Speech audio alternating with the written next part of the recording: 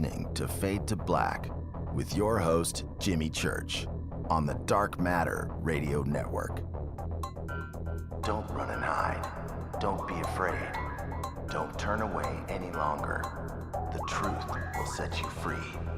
And now, your host, the captain of conspiracy, the prince of paranormal. This ain't your daddy's radio network show.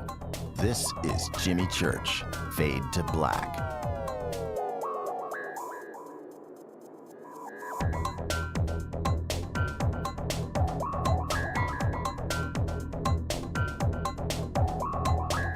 All right, here we go. Friday. Yeah. Fade to Black. All right. Settled in. Lights are off. And it's April 11th, 99 days into the new year. As always, we are live from the JP Motorsports Studios right here in sunny, hot Burbank, California. For KJCR and the Dark Matter Radio Network, I am your host, Jimmy Church. Welcome to everyone listening around the world. Start off the show the same way every night with a big salute to the proud men and women in uniform all around the world fighting the good fight for us. Without them, there is no me, there is no you, there is no us, and you couldn't hear me right now. Think about it. And I do mean it. All right. Let's get it cracking. Let's go. Actor, director, Vincent Gallo, 53 years old today. And by far, by a long ways, his best movie, Buffalo 66. We were talking a couple of months ago in one of the production meetings here at Fade to Black. We wanted to do a parody. So, you know what? I'm letting the staff here know, because they're listening, we got to get that parody done. And the parody is this. Vincent Gallo in Buffalo 66 does one of the best scenes in cinema. It's a great movie, by the way, and if you haven't seen it, you need to check it out. It is unbelievably great. He does a scene where he is kidnapping, I think it's Christina Ricci, kidnapping her, and he's in a car, and he says she's got a stick shift. And he can't drive a stick shift. And he says this line, I am used to luxury cars. Cars that shift themselves. Now, what does that have to do with Fade to Black? Well, the parody is, I want to show that books itself. All right. Host of Top Gear, Jeremy Clarkson. And if you don't watch that show, you should, because it is fantastic. Jeremy Clarkson. You know, I am an Anglophile. Jeremy Clarkson is 54 today. And check this out. Oliver Rydell, bassist for the band Rammstein, 43 years old. Love Rammstein. And again, those birthdays are clues to my dark, twisted mind. If you start putting all of the stuff together, eventually you'll figure me out. Love Rammstein. Follow us on Twitter, at JChurchRadio. Twitter is active tonight. It's open. It is in front of me. You want to get to me directly during the show, do it through Twitter if you want to bypass the producers. Email me, Jimmy at jimmychurchradio.com. You know what to do. Those go to the producers first before they get to me. Jimmy at jimmychurchradio.com. Tonight we're going to have open lines. 323-825-5045. Our guest tonight is Annie Jacobson. And she's got two books out, two fabulous books, Area 51 and Operation Paperclip. was talking to Annie before the show tonight, and she said, I want to take some calls. So, if you want to talk to Annie, 2 controversial books and a new TV series. 323-825-5045. The first half of the interview. Oh, you know what? We'll talk about that in a little bit. But anyway, email jimmy@jimmychurchradio.com. And that's about it for now. Let me think. What else do we have going on? Oh. We have the link to the YouTube video up on jimmychurchradio.com for Nancy Talbot. And I watched it today. And so go to jimmychurchradio.com, scroll down on the front page, and the link is there. And what it is for her new crop circle stuff that's going on that's going down now in Holland is an aerial view. I don't know how they took the shot. It must have been, well, it's got to be a helicopter, I guess. But check it out. It's pretty cool. And Nancy says that Robert Vanderbrook, that if you watch the video, you will have a moment of clarity. It's going to jump through the ionosphere and get to you.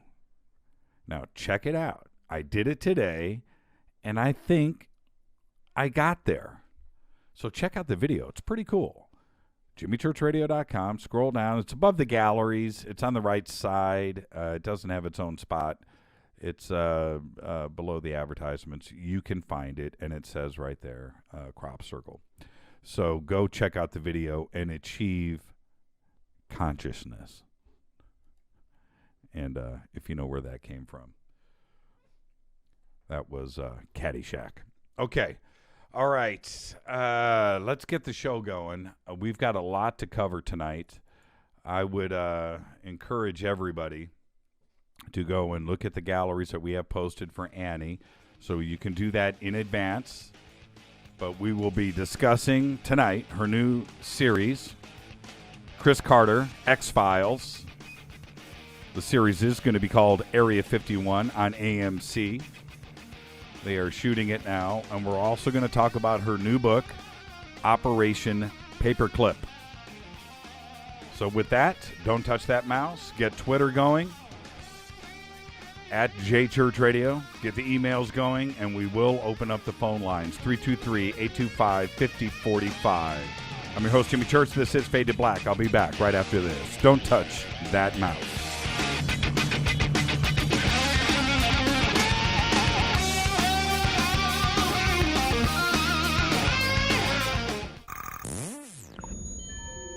You're listening to Jimmy Church Fade to Black on the Dark Matter Radio Network.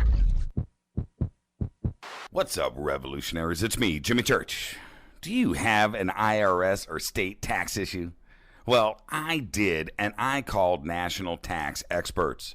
My problems were fixed, done, fini, and man, I gotta tell you, it was a relief.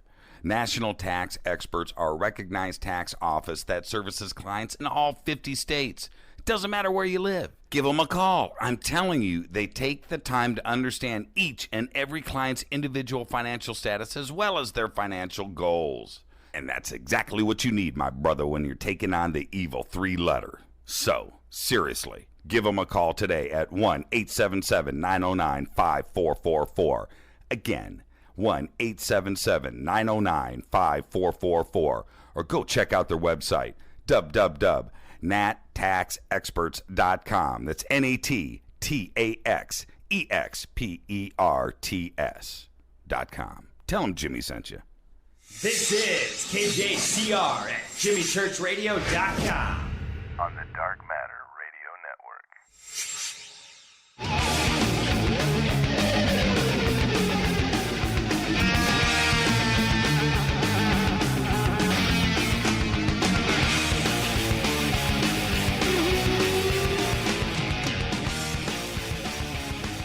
Yeah. All right.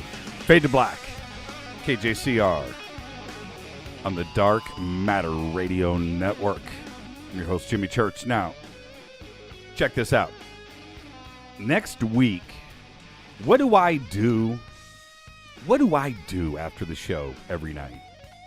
It's 10 o'clock, 10:30, get home, eat, of course, because that's my 5 o'clock. What do I do? Well, one of my favorite things,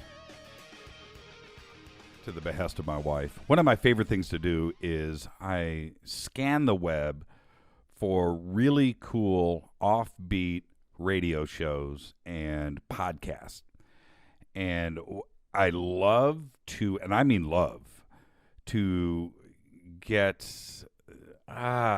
shows about, get into, I should say, shows about, and I want to say this correctly to everybody so you understand the frame of mind. I like to find the shows about debunking skeptics. And I scour the web, and I listen to those things all night long because usually they're talking about people and subjects that probably won't be on this show. And I'm not going to get into specific names because that doesn't really matter. But what matters is the subjects. And I'm really into it. And some of these guys spend a lot of time on subjects that, you know what, it saves me time because I can listen, I can take notes. And next week, I'm going to set up a bunch of, we're working on it now. We're getting close. I've reached out to probably a half a dozen of the main guys out there.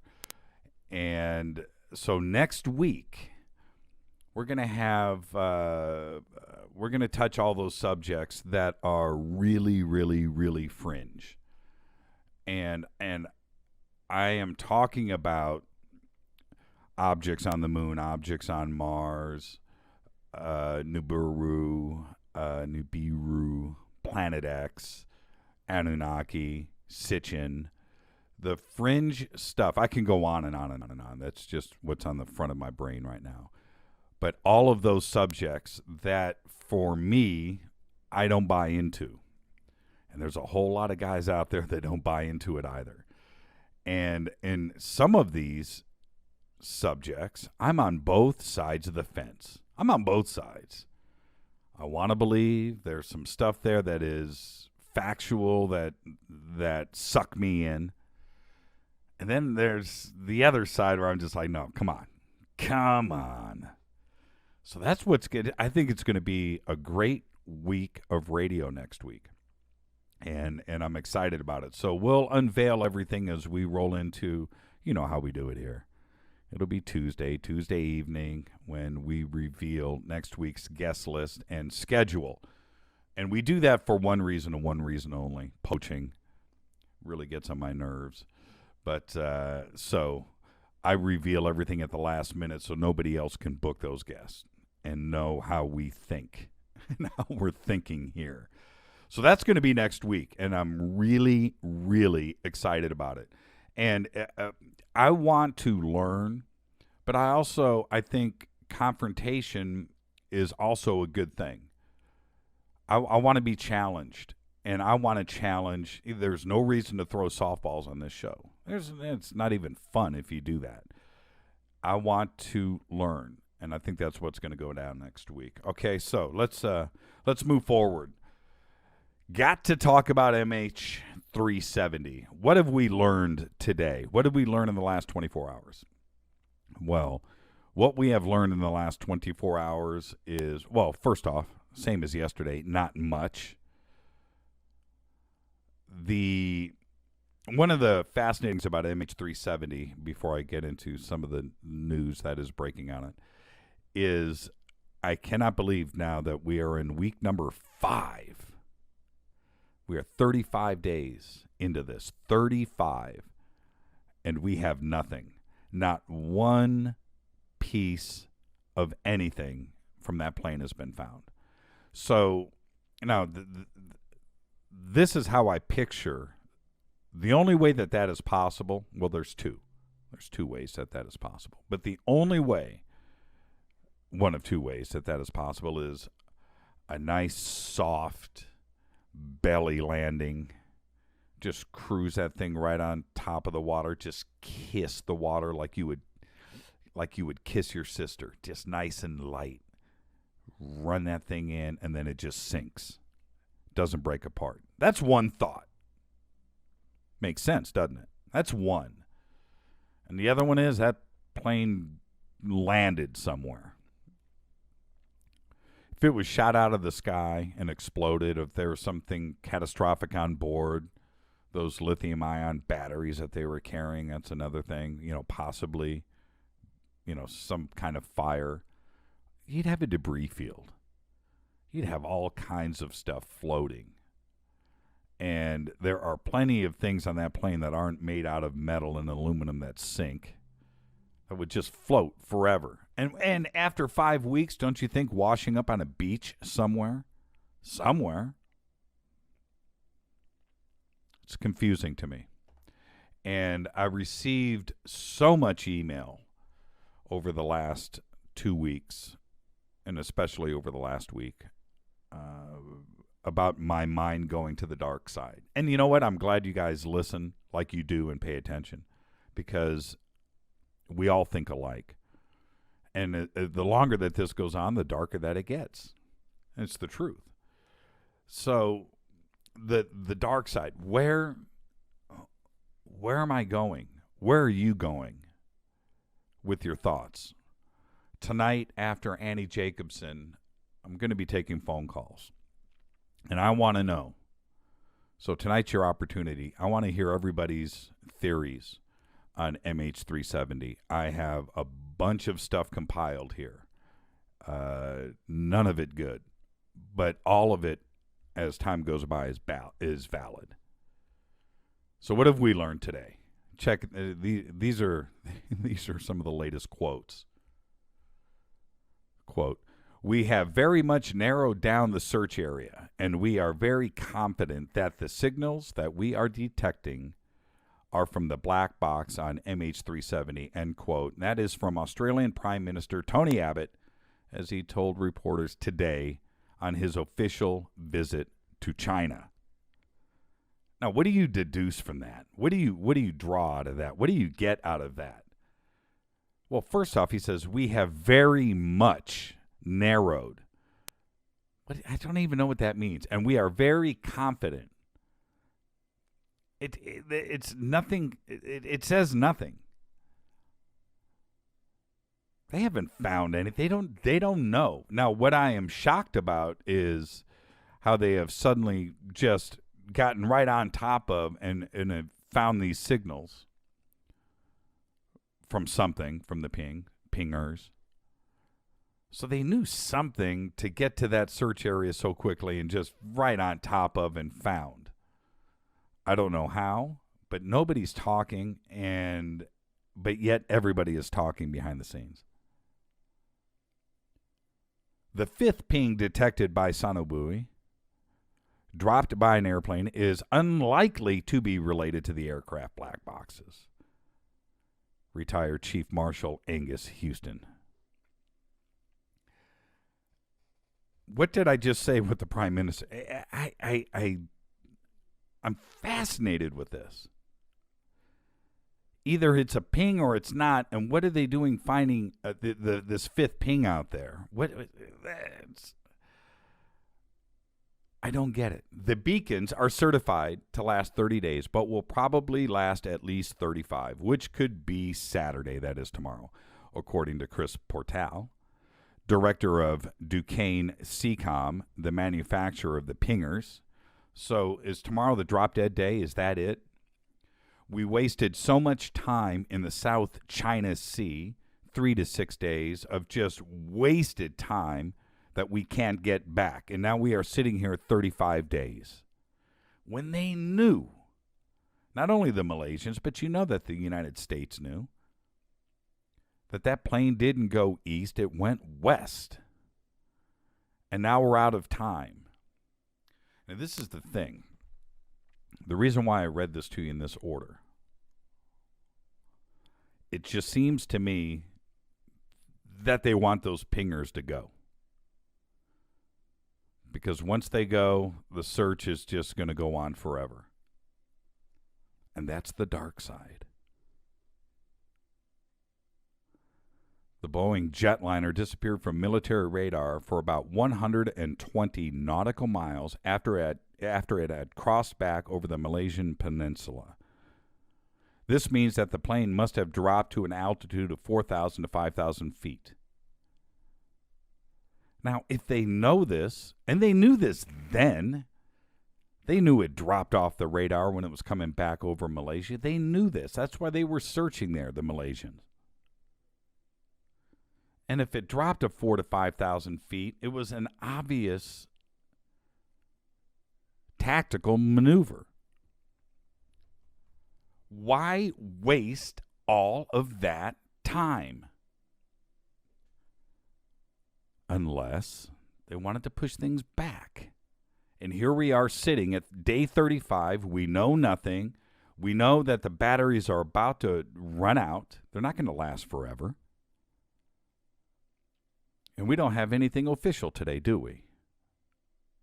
It's amazing. It's just amazing. It's stunning. I've got a lot more than this that I'm going to be going over tonight after Annie Jacobson. And I want to hear from you. I want to know, is it just me? All right, let's get to fun stuff. The Tetrad kicks off this Tuesday. Prophecy love signs from the heavens. They're going to deliver with a moonlight spectacle this Tuesday. I cannot wait. Right after the show, get to run outside, look to the heavens, and check out the blood red moon. The moon will turn to blood as it aligns with earth and sun. Then do so thrice more ere a year, and half is done. 'Tis not the herald of the apocalypses, just the first of 4 total lunar eclipses. You like that? In other words, get ready for an unusually beautiful moon. It's going to be out there next week. There will be a total of 4. The blood moon. Now check this out. Roughly 6-month intervals. The following dates: April 15th, 2014, October 8th, 2014, April 4th, 2015, and September 28th, 2015. And that is really cool. And it's one of those things, I have the feeling, I hope it's not a big letdown. I hope we walk outside, look up, and it's not silver, it's orange, it's red. And we get to experience that in our lifetime. And I think it's going to be something that you'll remember forever. I really hope. We're all talking about it next week. See, it happens on Tuesday. Next show is next Wednesday. And I hope it changes me. I really do. Do you know what an oopart is? An oopart. O-O-P-A-R-T. An opart, is an out-of-place artifact. Talked about it a lot on this show. And the ooparts are things like, and if you remember when we had Michael Cremo on, an oopart is something that just shouldn't be there. In other words, maybe a nut or a bolt that's sitting inside of 500 million year old coal. An IBM computer is found in the base of a pyramid that's 5,000 years old. That would be an oopart. They pop up from now and then. And when they do, it seems that the orthodoxy of the world, when it comes to artifacts like that entire side will poo-poo on it. You never hear about it. It never breaks into mainstream news. But a hammer was found in London, Texas in 1934. It was encased in stone. that had formed around it. It's called the London Hammer. The rock surrounding the hammer is said to be more than 100 million years old.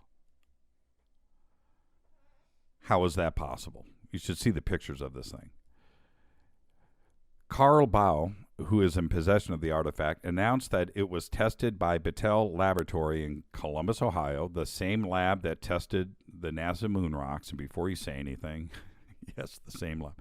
The tests were found that the hammer, or the rock around the hammer, or the hammer itself, before I jump into that, had a metallurgy of 96.6% iron, 2.6% chlorine, 0.74% sulfur, and no carbon.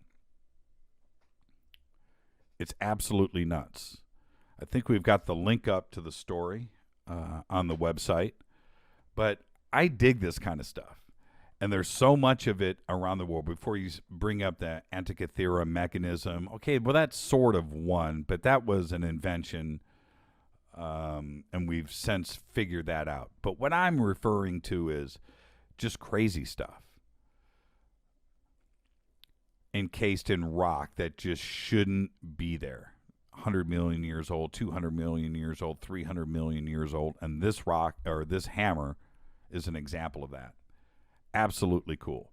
I said last night, before we get to the break here, about the show Uncovering Aliens. Got a bunch of email about that, and Michael Barra. Look, I'm not endorsing Michael Barra. I just don't go there. Michael does his own thing. He's good in the show, though. The show was pretty good, and that's what I mean. Go and check out the show. It's like Michael's turned over a new leaf. And I do mean it. It's a pretty good show. Check it out. All right, let's get to the next break. Let's get to Annie Jacobson. And again, her 2 books, Area 51, Operation Paperclip. Shoot us an email right now to Jimmy@jimmychurchradio.com. I see that the tweets are coming in. I'll be back right after this. Don't touch that mouse. Stay with us, everybody.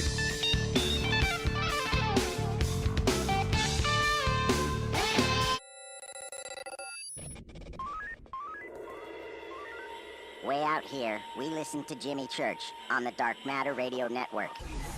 Dark matter. Dark Matter. Dark Matter. Dark Matter. Dark Matter.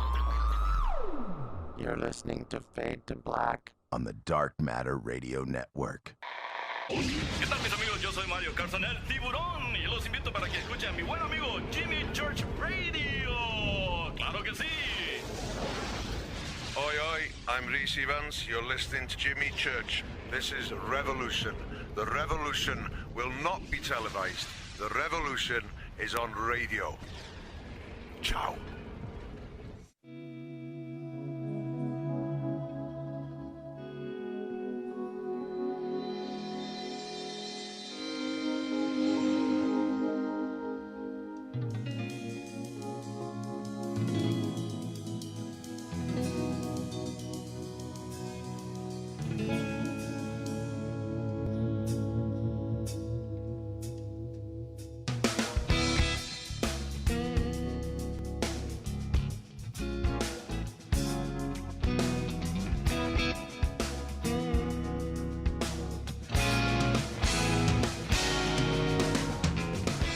All right, everybody, welcome back.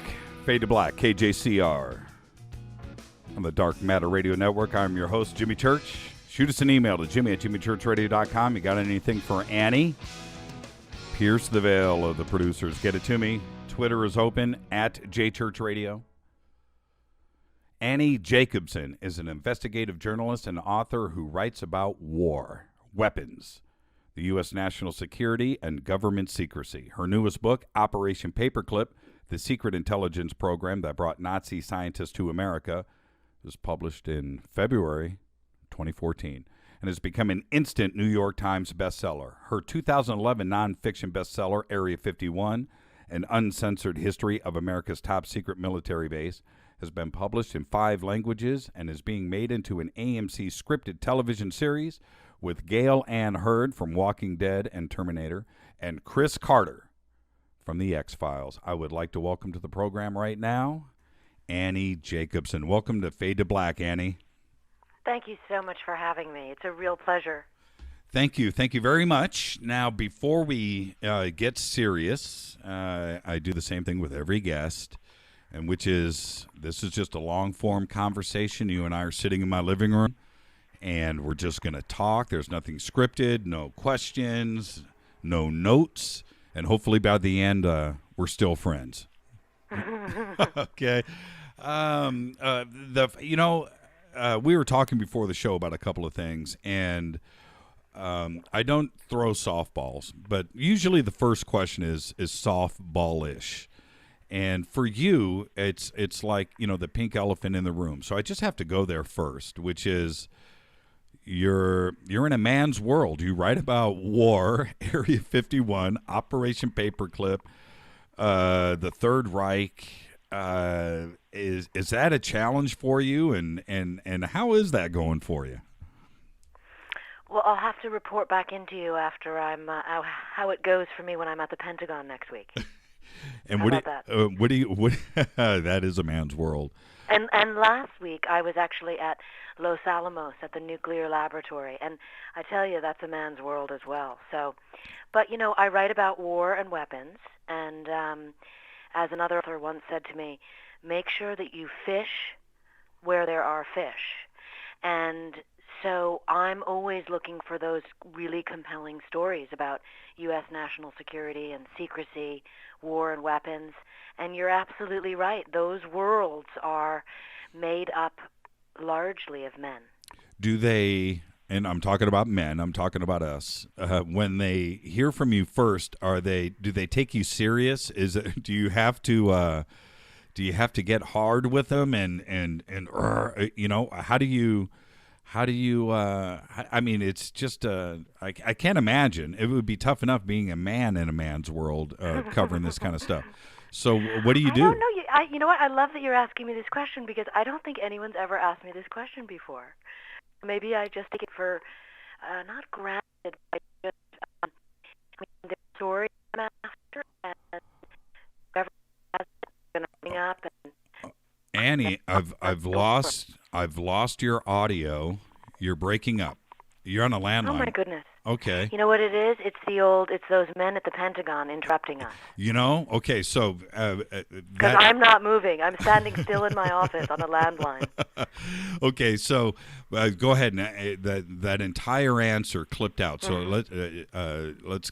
You said, "I'm glad you're asking me that question." Oh yes. Yes. No, it's delightful that you're asking me that question because I don't think anyone's really asked me that before specifically. I mean, a man's world, how it works of being a woman in a man's world. But I know for me, I just am always really compelled to find out answers to questions that I have. And so my process is very much about just knocking on the door or calling back or emailing back until I can, set up an interview with someone and then show up and see what happens. Do they, and again, I'm talking about the men, do you find them being a little hesitant before they start to open up?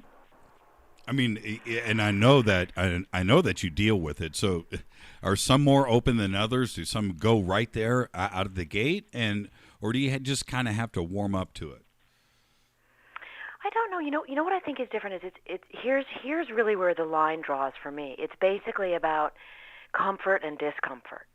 I find certain people are like open and willing to talk to me. Now, what they actually reveal to me is a different story. But other people are extraordinarily uncomfortable, and that's just, and I wonder if there would be as uncomfortable with whoever it was that was talking to them. They just don't like having to discuss what it is they have to discuss.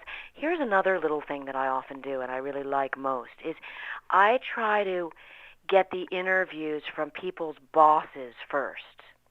Interesting. And in the world, Sorry? I said interesting. Okay. Yeah, because and I'll give you an example. Like right now I'm working on some new stuff about high energy weapons, okay? Like laser beam weapons. So what I did was I went and interviewed the man who invented the laser. He's 99 years old. He won the Nobel Prize in 1964. And so because I interviewed him, I suppose it's if the people I'm trying to interview that are dealing with those weapon systems currently that have all been born of the laser, and they don't want to talk about it, it's a little almost embarrassing for them if the guy who invented the thing was willing to talk about it. So why wouldn't they? Does it make sense? Yes, absolutely, absolutely. Well, and then you realize, okay, now we're talking about other reasons. You don't want to talk about it because, and then you find that out. But it at least you have a way. At least I find that then I really have a way in. And also, I have done my due diligence, which I think is important in the world, to show that I really do want to learn something about what it is they have to say. With Area 51, there's two Area 51s to talk about. There is your book, and then there's the new series that's coming out. Now, from what I have read from the announcements from AMC is that Chris Carter's basing everything on your book, which is, and I'm going to ask you about that in a second, but that's controversial enough because there's so many, because there's so many views and nobody really knows about Area 51, really, unless you work there. So there's, and we have, when I say we, the collective in the United States, we have our basic ideas of what's going down in Area 51. And the government's going to tell you, okay, we research our top secret aircraft there. That's what goes on. Okay, all right, so there's your status quo.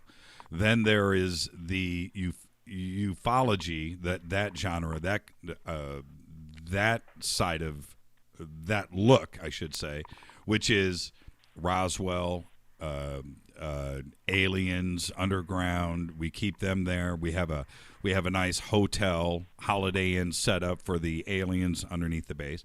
And then there's the one that you did in Area 51. Now, I know that the UFO community didn't exactly embrace because you kind of poo-pooed everybody's vision about what's been going on there. So let's talk about that specifically. And is Chris Carter going to go straight at your book and honor the words that you wrote? Great question. Okay. So for starters, I think it's important. I can't believe it. Your phone. NSA is back? Yeah, there. Wow, that is crazy. I mean, I'm just standing right here talking to you. And now you're back. Okay, keep going. Yeah. I will add in here, it's funny because we just have this is the perfect living room to have this conversation, but sometimes, I do talk to a lot of guys who work in intelligence, and they're really interesting, and obviously we all have sources that, tell us when you're a reporter, and the guys often tell me that the guys they know in NSA, let's put it that way, or that the people that are listening often give people little winks and nods in the form of, let's call it clicks and fade outs to let you know certain things. And so I always get a double smile whenever it happens because I think, are the good guys letting me know, or does, my phone service stink? No, and with this is the thing, Annie, and it's really true. I did a sports show for years, okay, out of this very same studio. Same equipment, same everything. And for years, I never had an issue. Nothing. Phone calls, internet, links, television, dish, satellites. Everything was perfect. I start doing this show, and there is one hiccup. It's like the craziest, most frustrating thing. But I have been warned by all of the top people in this field. Get ready. They're listening, and it's going to happen, and you just have to be ready for it, and it's going to happen every single day. and it's really funny. It really does. And have you found that? Do you feel? Well, now you know. Now you know you have friends in the right places. Yeah, I guess so. They're giving you giving you a little heads up. But okay. So jumping back to Area 51 and my ending and this idea of, the idea of aliens at Area 51 versus something else at Area 51 versus government secrecy, keeping everything secret. Remember, my book is one part of a very big story, but it's only one part. I think it's a interesting, informative part, obviously, because I really enjoyed interviewing the 75 men who lived and worked at Area 51 for extended periods of time and shared their stories with me. And they range from, spy pilots to scientists to security guards and everybody in between. And so the information that I have is from them and also from documents that I researched at different libraries and archives. And then I have this ending of my book, which is very controversial because I use a single source who worked for a very controversial organization at Area 51 called EG&G. They did nuclear weapons, they did triggering devices, they also did lots of other things and some nefarious things. And I tell at the end of my book one story from one man. And the reason I chose to tell it was because I believe him. And I still am in contact with him, and I still believe him. And he stands by his story.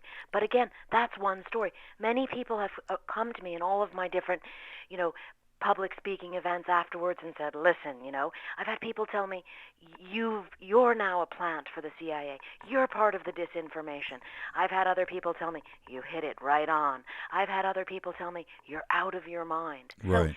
So, the truth is out there, as Chris likes to say, but what is that truth? And what I do know is that it's important to continue to seek the truth, and that's why I write nonfiction.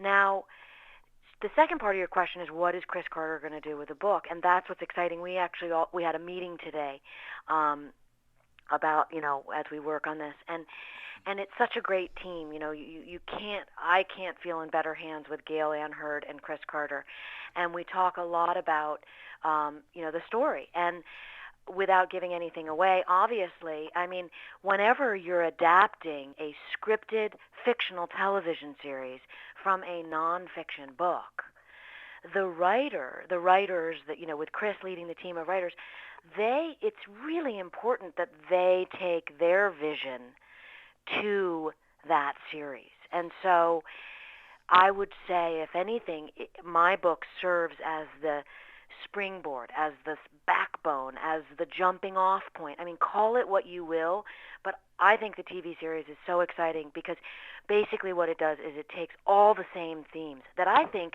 we're all interested in, secrecy, the truth, government propaganda, those ideas, who's controlling the story, what really is the story. It takes all those themes and it brings them to life with this archetype of Area 51 at the center. It's undeniable. And Roswell.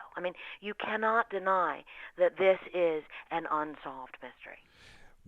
The freedom that you have with a guy like Chris Carter, because there's nothing that you could write about and have him go, that's too out there. Well, because he is as open-minded as it gets, and we all know that. That just goes without saying.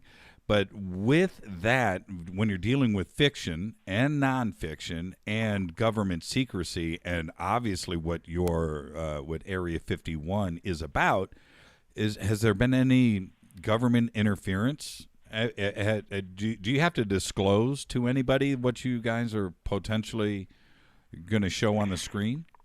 No, to who? Who? The world of fiction. The world of fiction. That's what sort of one. This is my first foray into that arena, and I'm really enjoying it because I think they cross over all the time. But what is fascinating is, and one of the reasons, without saying too much about why I'm at the Pentagon next week, is I'm really looking at. This is for my new book, which is actually going to be I think, sort of tie the books together. Area 51 is the first of the trilogy. Then I go back in time and take you back to Operation Paperclip. This is and then with the third book, I take you to the future. And what gets looked at a lot is how the Pentagon uses science fiction in its own research and development. In other words, uses these ideas that are born of the fictive mind. And this, Annie, I got to tell you, your phone is cutting in and out right at these key moments, and I'm wondering. I think we're being listened to. That every time I say the Pentagon, Yeah, that is bizarre. Hey, okay, so I don't know if you're going to tell me why you're going to the Pentagon, but were you invited or did you ask to go? Oh, well, as a journalist, I'm always seeking interviews with people. I mean, that's part of the job. Okay. Yeah. So you've been there before? I've never been there before. Okay. All right. Yeah. I've been to DIA. That's, really interesting, the Defense Intelligence Agency. This is just nuts. I'm listening to you're on a phone line. This isn't Skype. This is just a phone line straight in. Yeah. And you and I spoke before the show. It was clean. We didn't have any problems. Well, that's when they found out. You're on this show of all shows. Okay, now the book is out. I mean, Area 51's been out for a while. We know what the book is about, and so can you tell us without giving away what Chris is going to do in the series? But again, we know what the the whole Soviet Stalin flying saucer. So I'm going to intro that part of it. Would you want to tell everybody exactly what we're talking about, because they have no idea? Well, in the end of you mean about the end of my book? Yeah, as opposed to the Roswell version, I should say. well, what and I'm sure listeners are familiar with this, because people got very upset about this, and it was interesting because I took a lot of heat from those who really follow the idea of UFOs and aliens. And I took a lot of heat from a lot of military people who did not like what I wrote either. So it was like really being between a rock and a hard place. Right. But because I reported what was told to me by an engineer who worked with EG&G, who actually was part of the team that worked to reverse engineer the craft. And according to him, the craft, now remember, this is according to him. Right. The craft did not come from outer space. It came from Russia. It came from Stalin, and it was filled with child-size aviators. So they looked like aliens, but they were actually part of horrific human experiments meant to look like aliens. Stalin's idea and his obsession, according to this engineer, was the War of the Worlds. And because at the time in 1947 there was no atomic bomb on the Soviet side of things, and Stalin hated Truman and hated Truman being ahead in the atomic game, pulled the black propaganda card and said, you may have the atomic bomb, but I have the control of the people through propaganda. And the plan was to terrify Americans in this region of the world that was so closely linked with atomic bomb. You had Sandia, where it was being manufactured. You had Los Alamos, where it was being designed scientifically and engineered. And you had the White Sands Missile Range there, where all the rocket tests were going on. And the idea was that Stalin would create a War of the Worlds scenario there. And so that is what I was told. And after working with this source for 100 interviews and almost 2 years,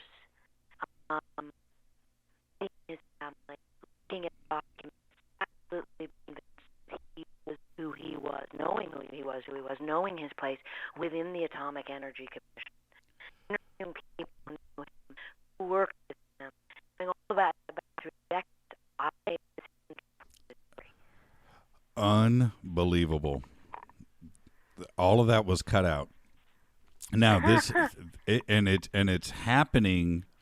You can tell it's right. It's on a sentence, and then it comes back, at the end of the sentence. Somebody's listening to us, Annie. That's trippy. Okay, well, you know what? I'm gonna.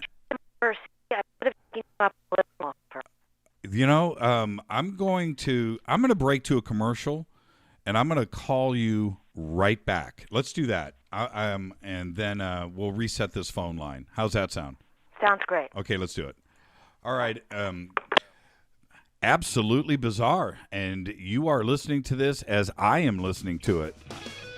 So I'm going to take a quick break. I'm going to reset here. I'm going to call Andy back and reset the phone line. That's bizarre. Let's mess with the NSA. I'll be back right after this.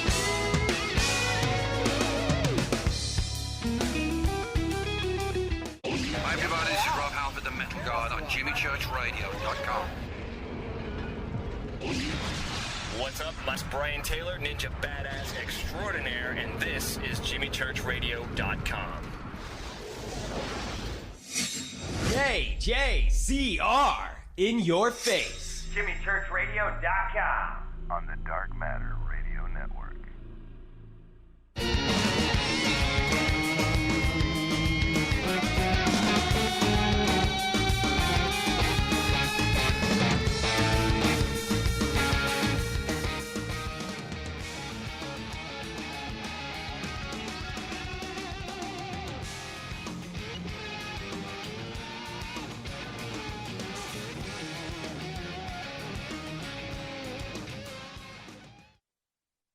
I'm literally resetting. You ready? Okay, let's go. Okay. Let's try this again. Are you there? We're back, with or without the eavesdroppers. Yeah, see, you're nice and crisp and clear. It's just so weird. Somebody's listening. Okay, so now the craft that Stalin sent over, was that something that was their version of Operation Paperclip? Was that a Nazi Third Reich type of craft? And what was the propulsion system on that? Was it conventional? I mean, I'm a little confused, but we backward engineered that, and that's what crashed in Roswell, correct? According to the engineer, and I write this very specifically in the book as he told me. Right. But yes, you are right that it was an aircraft designed by two Nazi aircraft designers named Reimar and Walter Horton. They created the Horton wing, that flying wing, Absolutely. which later we stole and made the B-52 bomber. Right. But also, if you look in my book, in the Area 51 book, I have these photographs I don't think were ever published before, where you see the Horton brothers created parabolic airplanes. So they're like almost a full circle, a full flying circle. And there are drawings for a flying saucer. And what was also interesting, which was a lot of the documentation, which I presented in Area 51, showed that right after the crash at Roswell, the Air Force created a giant manhunt for Walter and Reimar Horton. They had all this access to all these Nazi scientists, as I write in Paperclip, and yet suddenly they were interested in these two guys. And so the story has resonance in the Nazis, and then these two brothers actually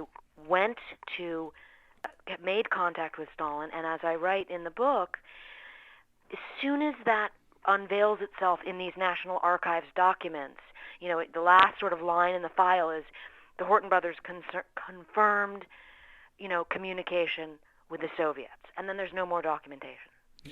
Did he, your source, did he describe what the craft looked like? Yes, and I write that in there. It was round. It was a very, very classic flying saucer. But Right. you asked me about the propulsion system, and that's interesting too, because that is that unconventional propulsion system. I took so much heat for this, and I think, it's interesting because that's where, not being a scientist doesn't help. Let's put it that way, because I cannot tell you what that propulsion system is. There's I want everybody to go to jimmychurchradio.com. You can scroll down. It's in the normal spot in the guest gallery section.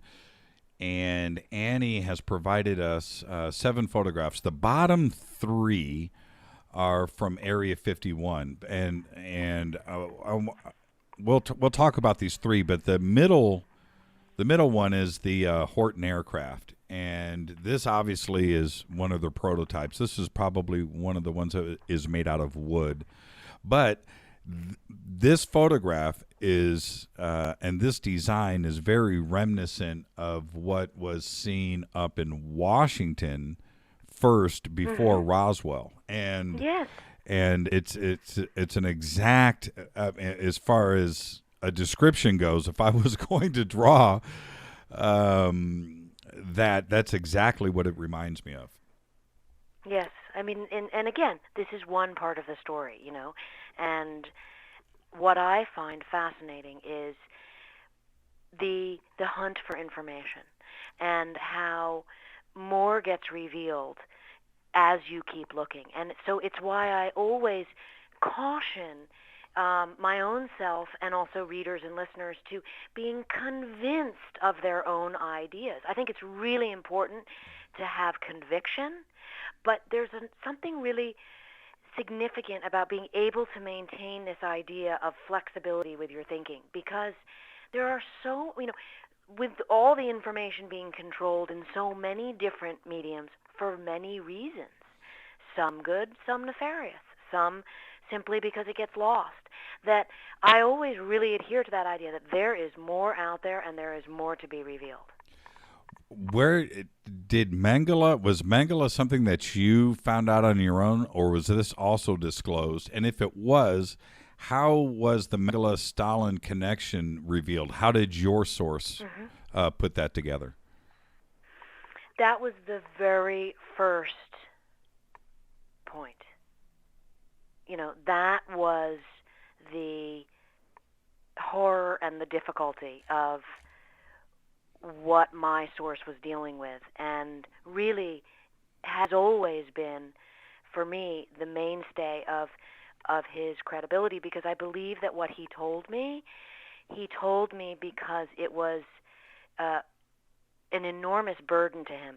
Because remember, he also unveils that these human experiments that were conducted by Stalin using Mengele and his horrific concentration camp science to create these alien-looking creatures was then mimicked, according to my source, by the U.S. government. Because what the Soviets did, we needed to do. That is what the Cold War was about. They could not be ahead of us. And according to my source, he participated in this. Now, this is a enormous burden to unload. And remember, I'm talking about having met his family and knowing them and interviewing them, and knowing that when he was telling me all this, they did not know that, and knowing that when he gave me the permission to publish the information, they would know it was him as they did. Right. And I find it interesting that in all the, the sort of controversy that it allegedly created, very few people were able to, and perhaps I can't fault anyone, because of course when you're the reporter you know the source, and to everybody else it's just a story. Now whether, literally and figuratively.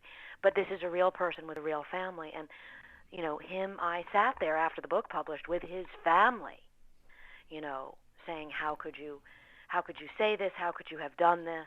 I mean, and so to answer your question, doing anything that is linked to science, pseudoscience, horror science that involves the evil Dr. Mengele is a giant, dark-hearted affair. It's about as taboo as it gets. Yes. Really, it bothers everybody. It bothers me, and nobody likes to even think about it. It's something that happened. We're, embarrassed as human beings to know that we could go there, but it is, like I said, it's just taboo. We'd rather not talk about it. or rather not think about it. And then, of course, when you're in front of a crowd of UFO believers and contactees and witnesses, and then you discuss this, well, then, I'm surprised, you weren't like Hillary Clinton dodging a shoe. Because if you know what I mean, because that's it's raining on everybody's parade. And on top of that, let me just say this: when you're talking to Chris, I mean, I hope he's not excluding aliens from the TV series. I mean, wouldn't that kind of freak everybody out too? I don't know what. I don't think anyone gets excluded, and I think what's interesting here is that There's room for everything. I mean, I've also had very credible people that I really trust and that know who my source is, say to me, he was used. Well, exactly. But, and you don't know, Annie, honestly, when you're in this dark world and you're in it, you're knee deep, you're neck deep, you don't know, who to believe. And when we were talking before the show, but a good example of this is Richard Doty. And if you ever get a chance, watch the new documentary. It's called Mirage Men. And when you see what his mission was and how freely the government would just feed disinformation into somebody for their own agenda, no matter what it is, it doesn't matter what the agenda is. But in Doty's case, it was UFOs. So when your source is feeding information to you as he believes it, because he's not lying. Do you understand what I'm saying? So of course we're on the same page here, but right. it's why I don't have to dodge the Hillary Clinton shoe, because I'm just telling you straight up, looking you straight in the eyes, from my book, same as I'm talking here now. Here, this is exactly what I was told, and here's why I believe. I don't want to say believe it, but why I believe the legitimacy of this person speaking. In other words, that's very different than somebody you meet on the street and tells you a story. You would really want, if you spend 2 years with that person, you're going to make the decision whether or not you want to present that story. Right. Well, like I said, Chris, I can't imagine him, leaving aliens off of the table. And certainly, the beauty of it is, like I said in the beginning, there's nothing that would shock him.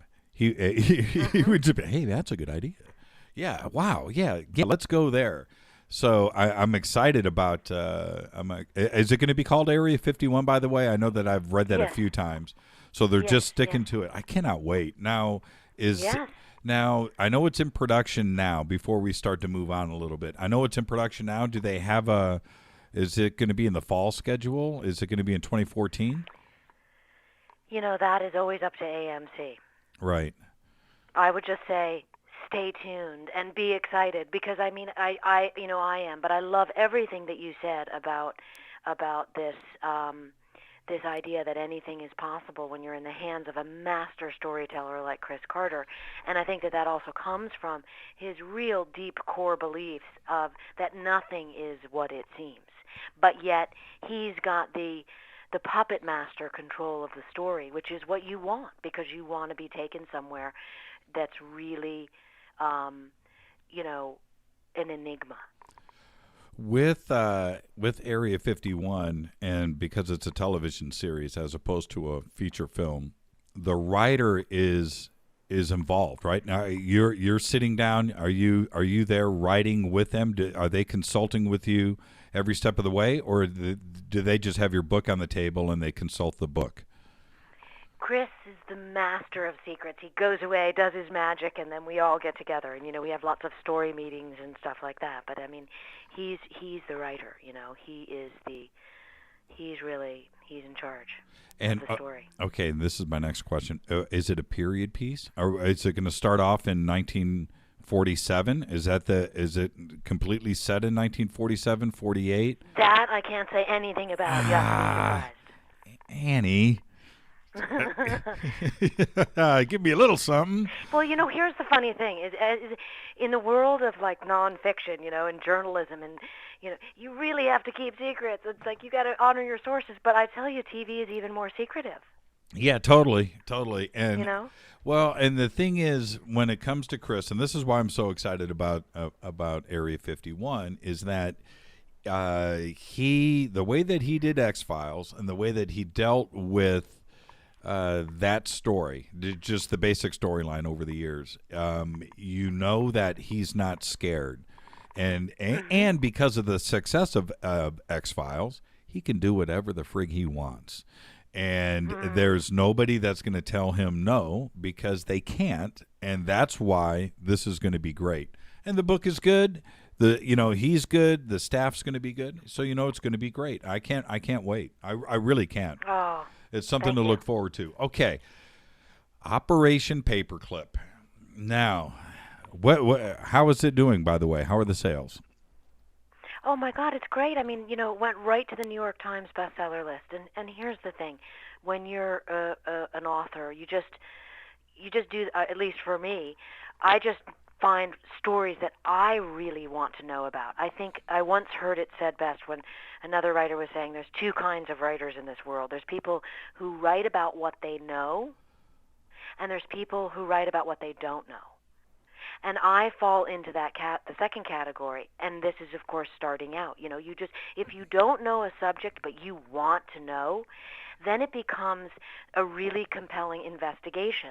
And by the time that I'm done researching and reporting it, I know and then I can tell you. But here's how Operation Paperclip started for me. It was actually I was researching Area 51, and I was learning about the Horton brothers.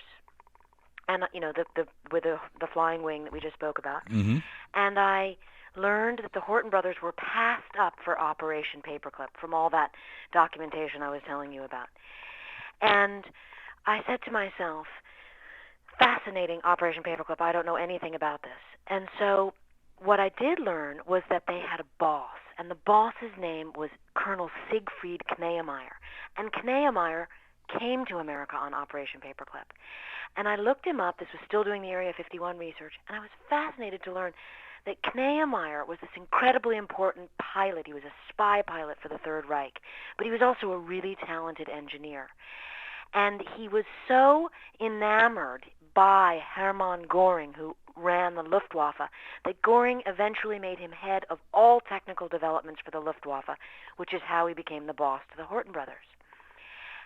On a personal level, Hermann Göring liked Colonel Siegfried Kneemeyer so much that he called him my boy. Then I learned that Kneemeyer came to the United States as part of Operation Paperclip with his 7 children and his wife. He lived in Wright-Patterson. He worked at Wright-Patterson. He lived there in Ohio.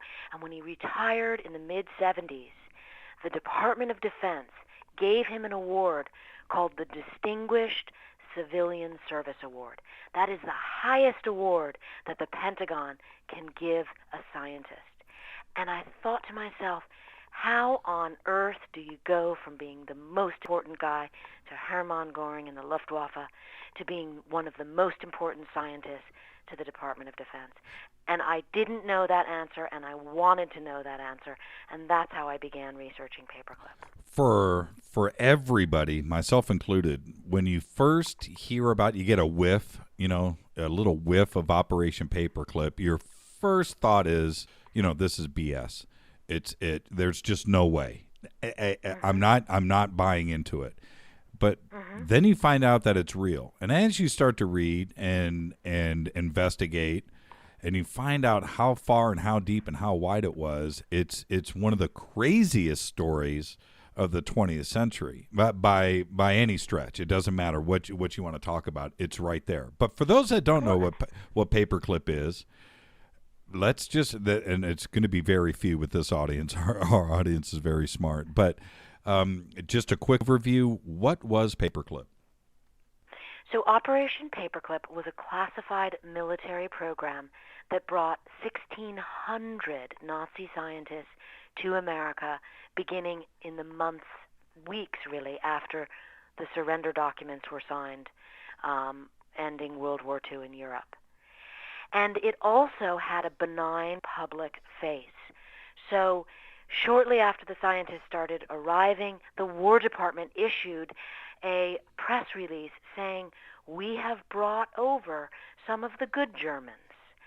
And you have these two themes going right together, which is, one, the secrecy of the truth behind what those scientists were doing, and the presentation of them as the beneficent scientists. And that reconciliation between the two is what my book, Operation Paperclip, is all about. I profile 21 of the 1,600 scientists, and among them, there are, for example, the Surgeon General of the Third Reich. And as you were talking, a moment ago about how, people really, you almost can't even believe this. It doesn't sound true.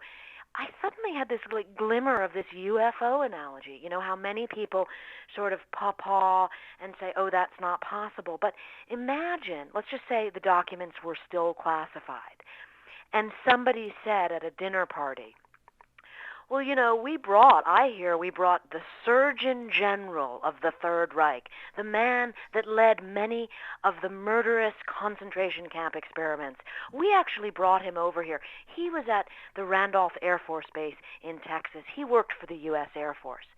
I mean, people would kind of push their chairs back and, wipe the corners of their mouth and say, "Okay." I mean, it's impossible to believe such a thing. It's 100% true. And how about, this is what's fascinating for me, is the Americans, and maybe even Jews, that were working around them, that knew about their history, but they were forced into acceptance. And as a peer, and maybe even as a boss, look at von Braun. That's another example of that. I mean, he headed it all, and it's a shocking. I wanted to ask you really quick before it gets away from me. Right as the war was coming to an end, did we have specific people going across Europe with like a wanted list? Absolutely. Okay. And absolutely. But I'm going to back up for 1 second. Now, the idea about von Braun and the scientists, working side by side, many of the Area 51 scientists worked with German scientists. And what they told me was, "Oh, no. The guys we were working with were the good scientists," because that's what they were told. And certainly the same with von Braun. I mean, if you're told by the boss that you respect, "Oh, by the way, this is one of the good German scientists. He was definitely not involved in anything." Of course, why would you doubt that? You love your country, you love your government, you maybe just fought in the war, your father. You're not going to doubt that. And it's only after the decades pass and things are finally declassified in the 80s that any of this became apparent, and now we know a different story. But you asked about the list.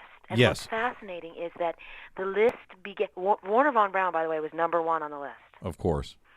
But very close second was Dr. Walter Schreiber, the Surgeon General of the Third Reich, and Dr. Kurt Blume, the Deputy Surgeon General of the Reich, and Dr. Otto Ambros, Hitler's favorite chemist, and so on and so forth. And this list, which ultimately became known as the Ossenberg list, named after a really particularly odious Nazi named Werner Ossenberg, who was a member of the Gestapo and was also the man in charge of compiling this list, was 15,000 scientists long. And there's a great moment, I think, in Operation Paperclip that I show where, because a lot of people wonder how the CIA fits into this. And, of course, the CIA did not exist at the end of the war. It was still the OSS, and OSS was in the process of being disbanded. But Paperclip is up and running in the United States, as I write, by the time the CIA comes into existence. And one of the first things they do, and I found this documentation in the archives, and it's incredible. You see that, you can kind of read between the lines. You begin sweating as it says, and I'm paraphrasing here, the guy in the technical office at the CIA writes over to the Pentagon, to the Joint Chiefs of Staff who are running the program, like, hey, we were wondering if we could borrow that list. And there's sort of this hesitation back and forth, and then the Joint Chiefs of Staff release the list, and the CIA gets hold of this 15,000-person name list, okay? And guess what they start doing? What? They start poaching the scientists for themselves. And so there becomes another tug of war, which is between the Pentagon and the CIA. The CIA wants to use these scientists who are still left behind in Germany as spies, and the Pentagon wants them as scientists. And what was the choice? That's the thing. What choice did we have? If we didn't do Operation Paperclip, that means everything goes east, and then we have a real problem on our hands. Absolutely right. And I think there's real drama in the decision-making there. At least there was for me as I was reading these documents, and you see these decisions having to be made by the Joint Chiefs. Remember, this is like 1946, and they're being advised, the Cold War starting immediately after the war. And the Joint Chiefs are being advised by what was then called the Joint Intelligence Committee, saying, and again I'm paraphrasing, but it's pretty close, we must prepare for total war with the Soviet Union. And they even call it total war of apocalyptic proportions. With and chemical weapons, and they even set a date. The Joint Intelligence Committee tells the Joint Chiefs of Staff the Soviets are going to be ready to do this in 1952. They will have built back up from the devastation of World War II in that amount of time, and they're going to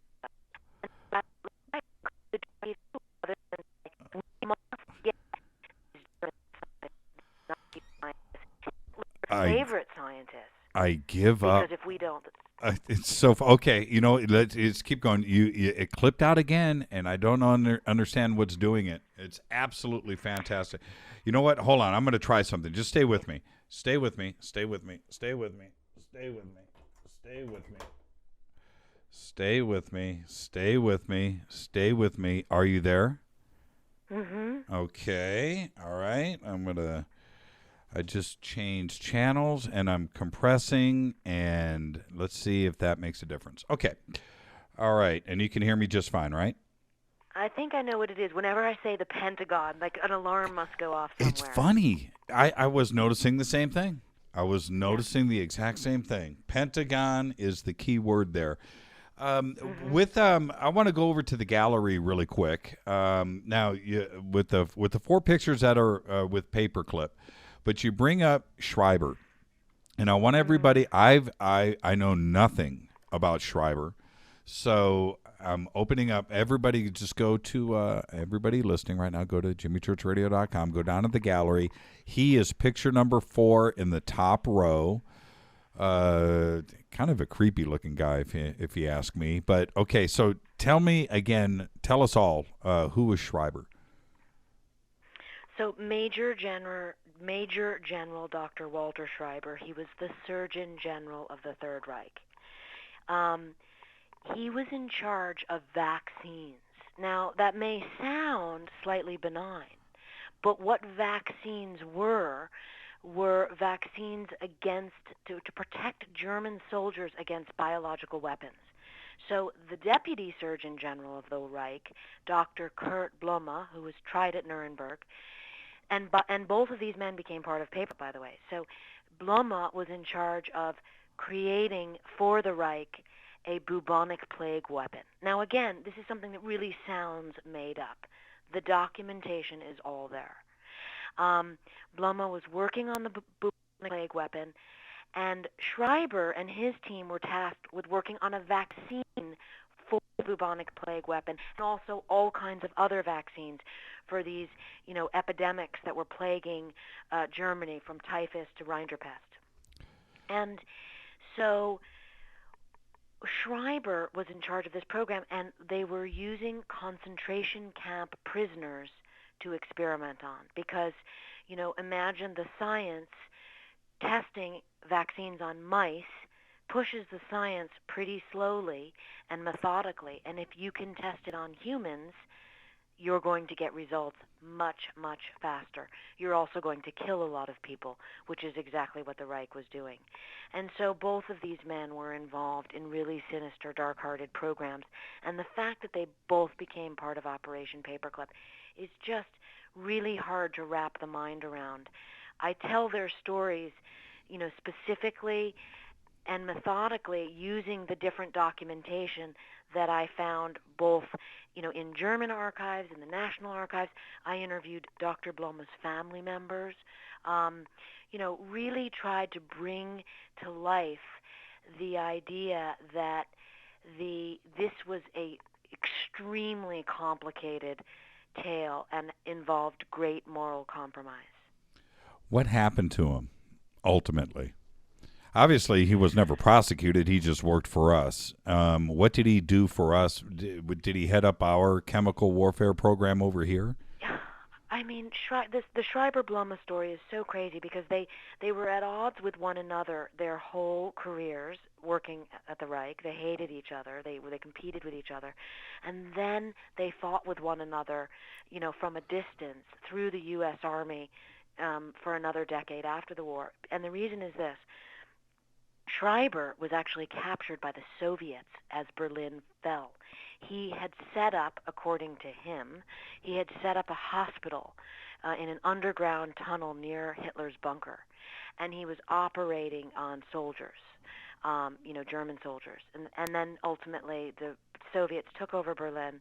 Schreiber was captured and he was sent off to the Soviet Union, where he remained a prisoner for several years. At the Nuremberg trials, the trials of the major war criminals, a surprise witness shows up for the Soviets. They don't tell the Soviets. At that point, we were still partners with them, prosecuting the major Nazi war criminals. And the Soviets are supposed to tell the Allies who their witnesses are. They don't tell anyone, but at the last minute say, we have a surprise witness, and here he is, the Surgeon General of the Third Reich. And they parade out Dr. Walter Schreiber, who testifies against the Nazi high command for all of this biological weapons programs that they had, okay?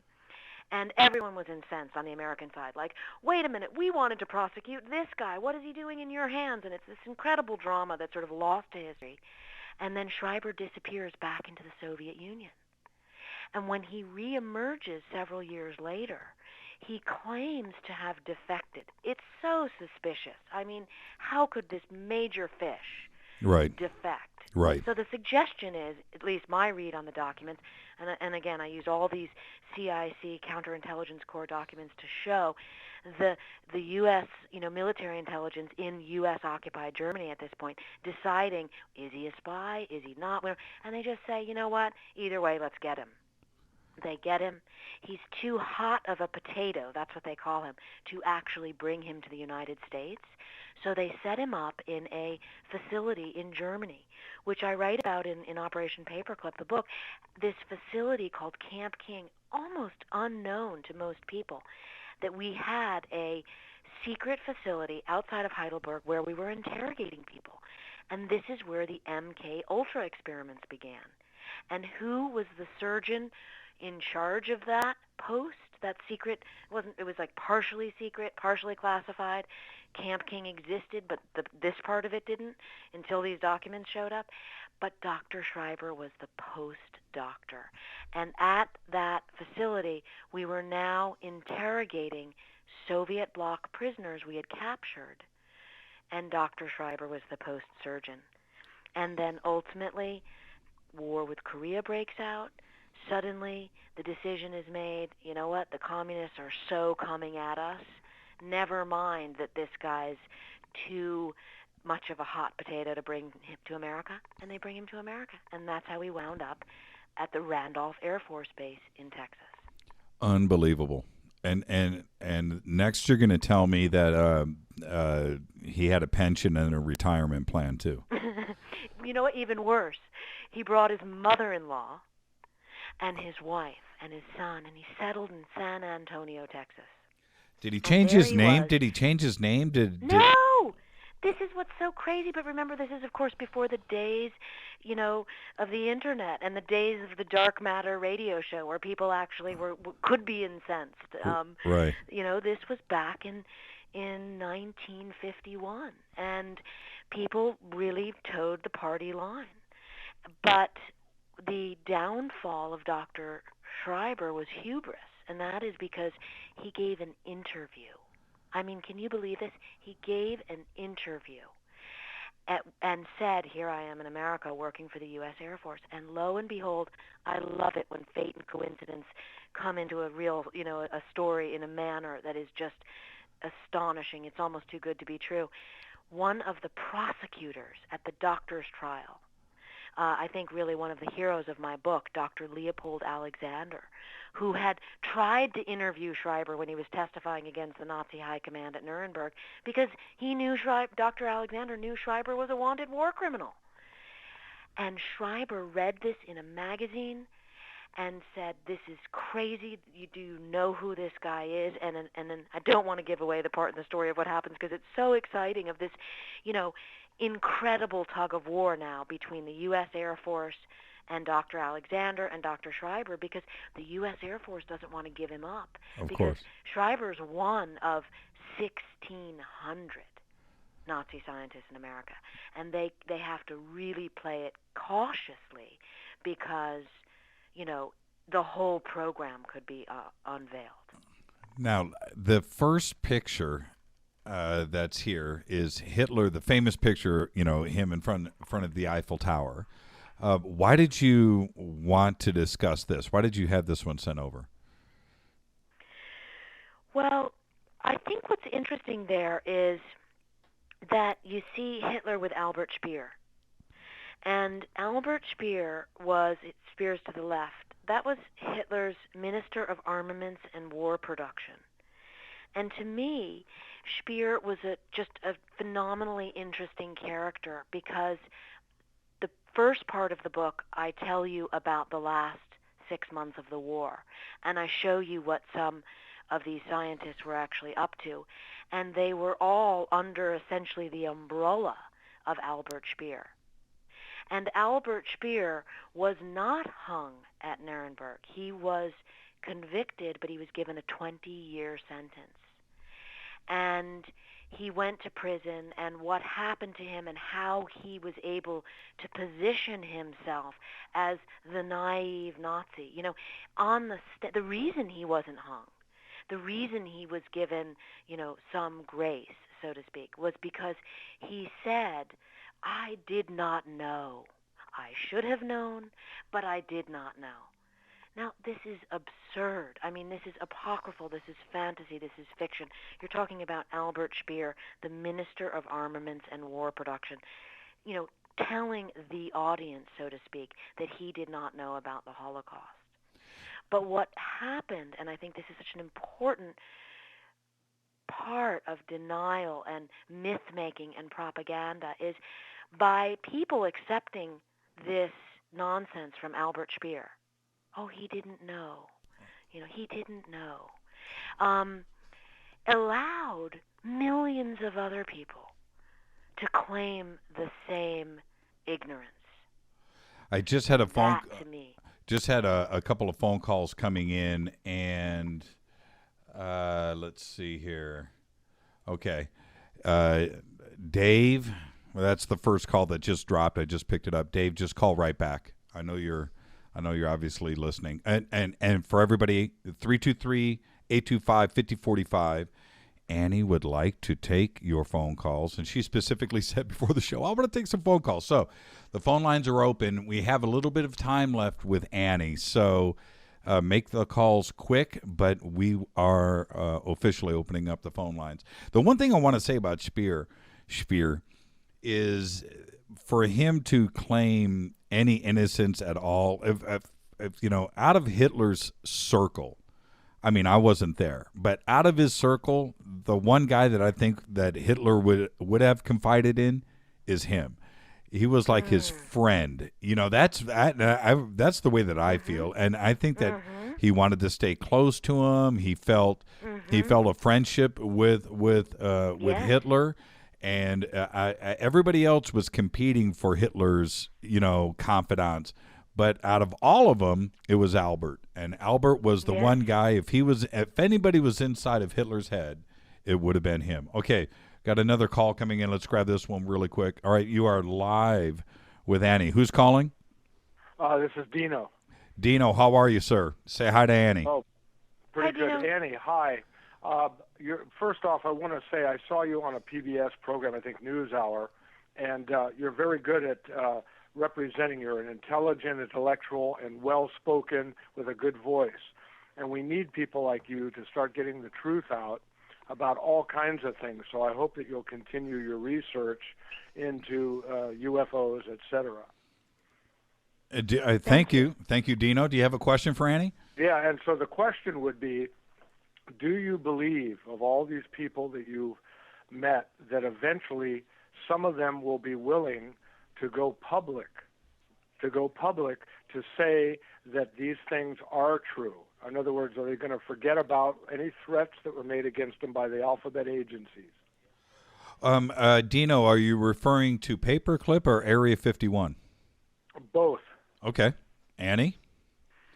Thank you, Dino. Well, thank you very much. Thank you for your question, and it's really interesting. My take as a journalist is always to go for the specificity. In other words, while I think it's really important to look at things in like the big picture, the principle of what is going on, and I think what you're talking about is like secret keeping and information withholding. But I tend to try to be more specific than that broad question, meaning I will try and follow a specific story, like, why is it that you're not telling us about Project 57, for example? And then I will really work at reporting that information. Or as I did with these individual Nazi scientists, like, wait a minute, so-and-so, let's say Dr. Otto Ambros came to the United States. He was a convicted Nazi war criminal. He worked on Hitler's chemical weapons programs. He was sponsored by Dow Chemical on his visa application. I have this here in front of me. This kind of specificity. Please, Mr. Official with the State Department, could you tell me where I can locate the papers to find out what this Nazi scientist did with Dow Chemical? I'm giving you an example of specificity. And then they say, those papers are lost or classified. So I am always seeking the truth, but I try to keep it real, individualized. And I hope that answers your question. Well, no, it does. And I was hoping you were going to go into the second part of his question, which was, do you think, is it uncomfortable? I mean, everybody that you've interviewed is probably starting to get up there in the years. So is it leaning towards like a deathbed confession? And would they care if they disclosed who they were and actually went public? I'll tell you a really interesting. I've never told anyone this before, but I will tell you. Okay, since nobody's listening. I mean, and obviously everyone who's listening, but there is a very interesting person that I for my Area 51 named Dr. Bud Whelan, who was the mayor of Area 51. He was there are 4 head directors at the CIA right below the deputy director. They have different divisions. Dr. Whelan was in charge of science and technology. Now, he was in the basement when Kennedy was assassinated. And Dr. Whelan was a very, compassionate, brilliant individual. He spent a lot of time with me, talking to me very specifically about the questions that I had regarding science and technology and aircraft at Area 51. And I always respected the fact that there were certain discussions that he was not willing to have, and that has to be okay sometimes. If you, for example, I wanted to know about the U2 program, and I wanted to know about the Oxcart program, and he was willing to talk to me about that. But so circle around to this, that one day my phone rang, and it was Dr. Whelan. And this is after the book published, and he was one of the people who couldn't really continue to have a conversation with me after the book published. And why is that? Before we get to the phone call. Well, a number of people in the book was very controversial, and I think I see the people who I respect that they were not going to. They just needed to have that distance. Let's put it that way. I mean, Okay. Not everybody, but certainly Dr. Whelan is a big figure at the CIA. Sure.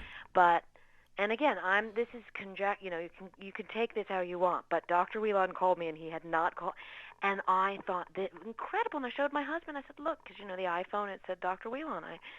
I called him. He said, my husband said, call him right back. I called him right back, and someone else answered the phone, and I said, oh, hi, I've just got a missed call. And they said, oh, it was a wrong number. And I said, well, no, oh, it was a wrong number. And then they hung up. And he died a week later. Oh. Well, he was probably ready. That's the only way that you could look at it. Or remember, to quote Rumsfeld, you don't know what you don't know. He could have done a misdial. And again, I guess when I say that, I really mean that's that flexibility of the mind. I think it's important to have, right, to be able to hold these two ideas. I certainly do. Oh my goodness, what if he was calling me with a deathbed confession? Right. Yes, what if?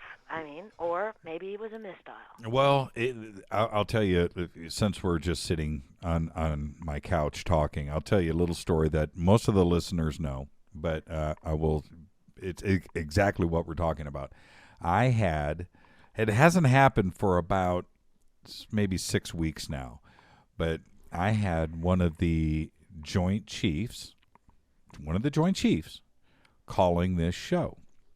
And his name would pop up, and mistakenly, I clicked on accept, and we exchanged information. Obviously, it says with Skype, that this is a radio station, Jimmy Church, UFOs, blah blah blah blah blah. It's all there, and I get his information back, and this was back. I was when.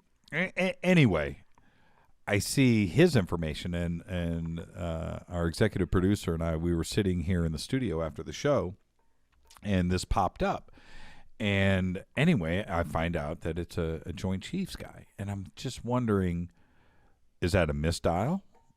Why call this show? Just like with Dr. Whelan, with you, why call you?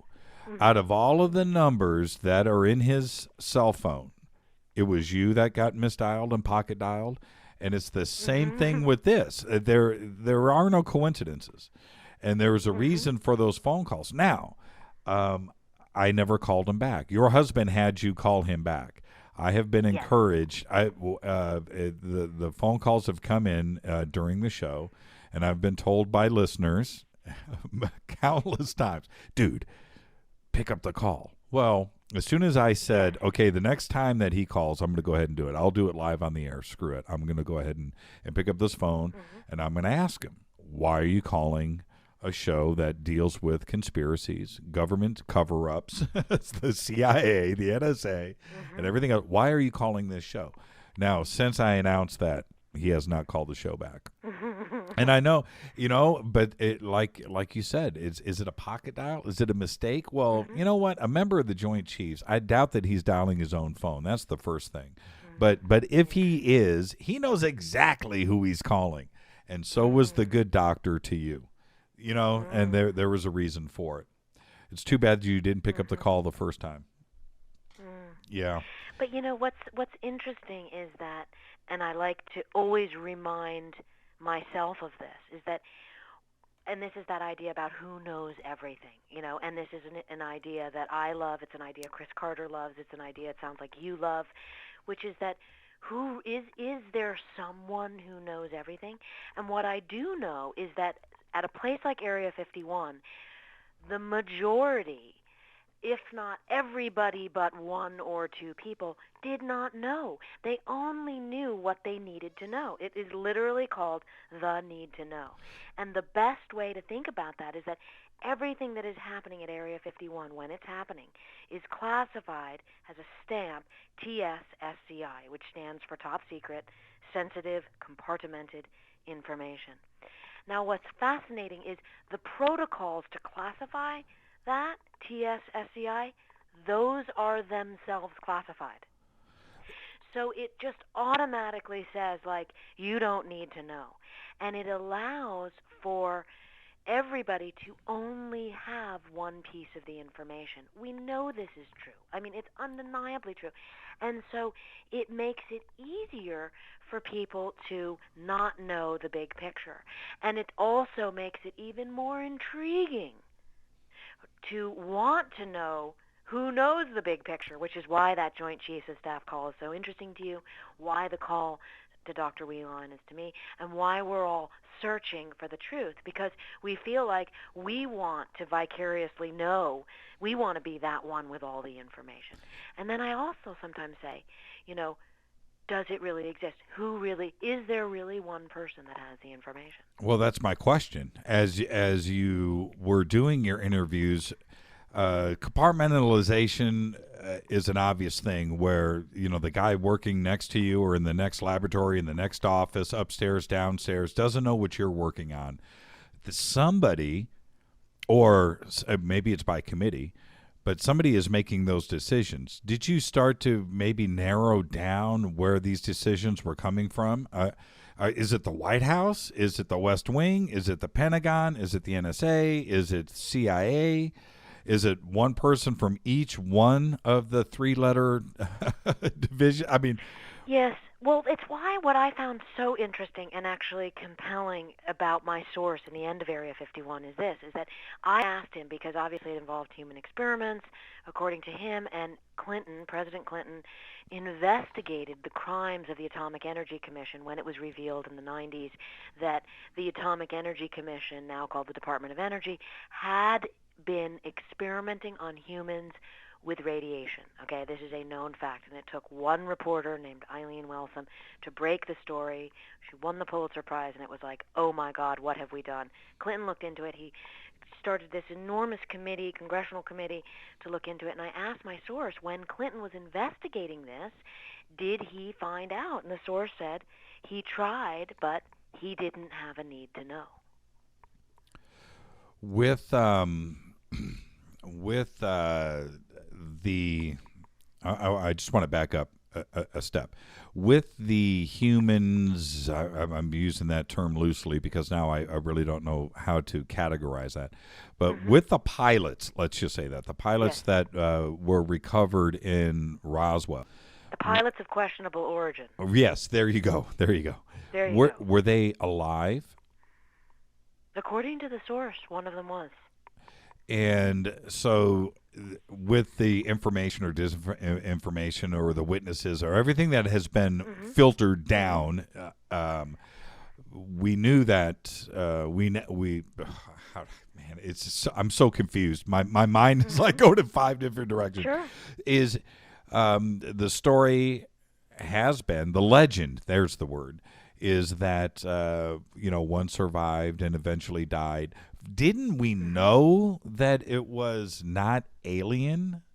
I mean, I understand the operations and so forth, but didn't it speak English? Didn't it say where it came from, that it came from the Soviet Union? Or how did... Do you understand the question? Yes, I do understand the question. Well, according to the source, first of all, according to the source, at this point, there were only five of them that had access to this, okay? And that was another part of the need to know, which is that what I found fascinating is that the information was with the Atomic Energy Commission. The Atomic Energy Commission was in charge of this program, which makes perfect sense why, no one's been able to find it, because it's not in the CIA files. It's not in the military files. It's in the AEC files. They have their own system of national security keeping that they can just keep something classified on the grounds that it involves nuclear secrets. AEC has that ability. But as far as anybody talking and all of that, I mean, the idea that was always conveyed to me is that the damage, I don't know if you want to call it brain damage or, just that you were talking about beings that are not exactly coherent, let's put it that way. Of course, and it's horrific to put your mind there, to think about, what, just absolutely horrific. So, but this is the crazy part about your book, Area 51. For everybody out there is a certain amount of relief in the book, even though it may not your version or your informant's version of things may not involve something from outer space, but it does confirm that something crashed in Roswell, that it wasn't a weather balloon, and that it was a big cover-up from the word go. And the relief there that everybody is not crazy, and I know you understand exactly where I'm going with this, that the events actually did happen. It may not be... I think it's absolutely. I mean, whenever anybody... here's where we agree. The books written by the scientists are like, it was a weather balloon, and here's why. Right. I mean, that just seems to me silly. But I'm sure that, to another eye... what you're talking about is silly, and what I'm talking about is silly. So we all have this idea, and I think again that's where it comes back to this flexibility of the mind, And here's what I'll throw out there too, just because I was reading about this recently. I was reading about the discovery of the crater in the 90s that kind of really finally sealed the deal scientifically that a giant comet or asteroid hit the Earth and wiped out the dinosaurs in kind of a succinct extinction, okay? And we all know that now, okay? But learning about sort of science programs in the 50s, that's not that long ago. And all of a sudden having a light bulb go off and be like, oh my God, not only did no one believe that the dinosaurs went extinct succinctly, they thought it happened over, millions and millions of years. And when this idea of the comet striking Earth, these scientists, Walter Alvarez, were laughed out of Caltech. They were made fun of for having such a silly idea. And it took, 14 years of their science and other scientists working on the papers and examining through geophysics and looking at the Earth and realizing, wait, it really looks like it was a very quick extinction, and then finally finding the crater off the Yucatan Peninsula in Mexico in 1992-93, and now everybody agrees, oh, yes, we know now, but back up 20 years, and who was laughing then? And I also think about that, I'm writing about Pentagon science. Now we're going to watch the phone go out, in the present day. So, Right. Of course, I look back to the 50s. And then I get reminded, wait a minute, oh, my God, in 1959, every single scientist in America was busy saying, absolutely, the Earth is rigid. The crust cannot move. And That's they were right. all convicted. And then, convinced, that this, and then suddenly the idea of plate tectonics surfaces, and half the people are laughed out of the room, and the giggle factor, and what are you guys talking about? The Earth moves. And now, of course, we wouldn't even think twice. You look at a map, and you just see how the continents, they're like puzzle pieces. But yet, 60 years ago, this was not possible. Yeah, it wasn't. And not only was it not possible, it wasn't even taught, and we haven't started teaching it. I've talked about this on this show so many times with different guests, Robert Schock and John Anthony West and Michael Cremo. We've all talked about this very subject, that the continental shift is so accepted today that there is no there isn't another view that is taught. Yeah. But it's only been taught since 1956. That's yesterday. And that's a very when the more that how I want to say this correctly, and I'm glad that we are on the same page with this. It's just fascinating that in 1955 you were insane, And Yeah. and now in 1956 and forward, I think it's 56. It might be 1957. It doesn't matter. It was yesterday, and that is the norm today. You're absolutely right. Mm-hmm. Absolutely. Mm-hmm. I wanted to ask you. Did I interrupt? Okay. No. Oh. I was just going to say one more comment that I came across on this same subject. There's a mathematician named John von Neumann who, sort of is like the father of the computer. I mean, he's not officially the father of a computer, but let's just call him that. And he worked with an Italian scientist named Niels Paracelli, who's sort of like the before anyone thought about artificial intelligence, Paracelli did.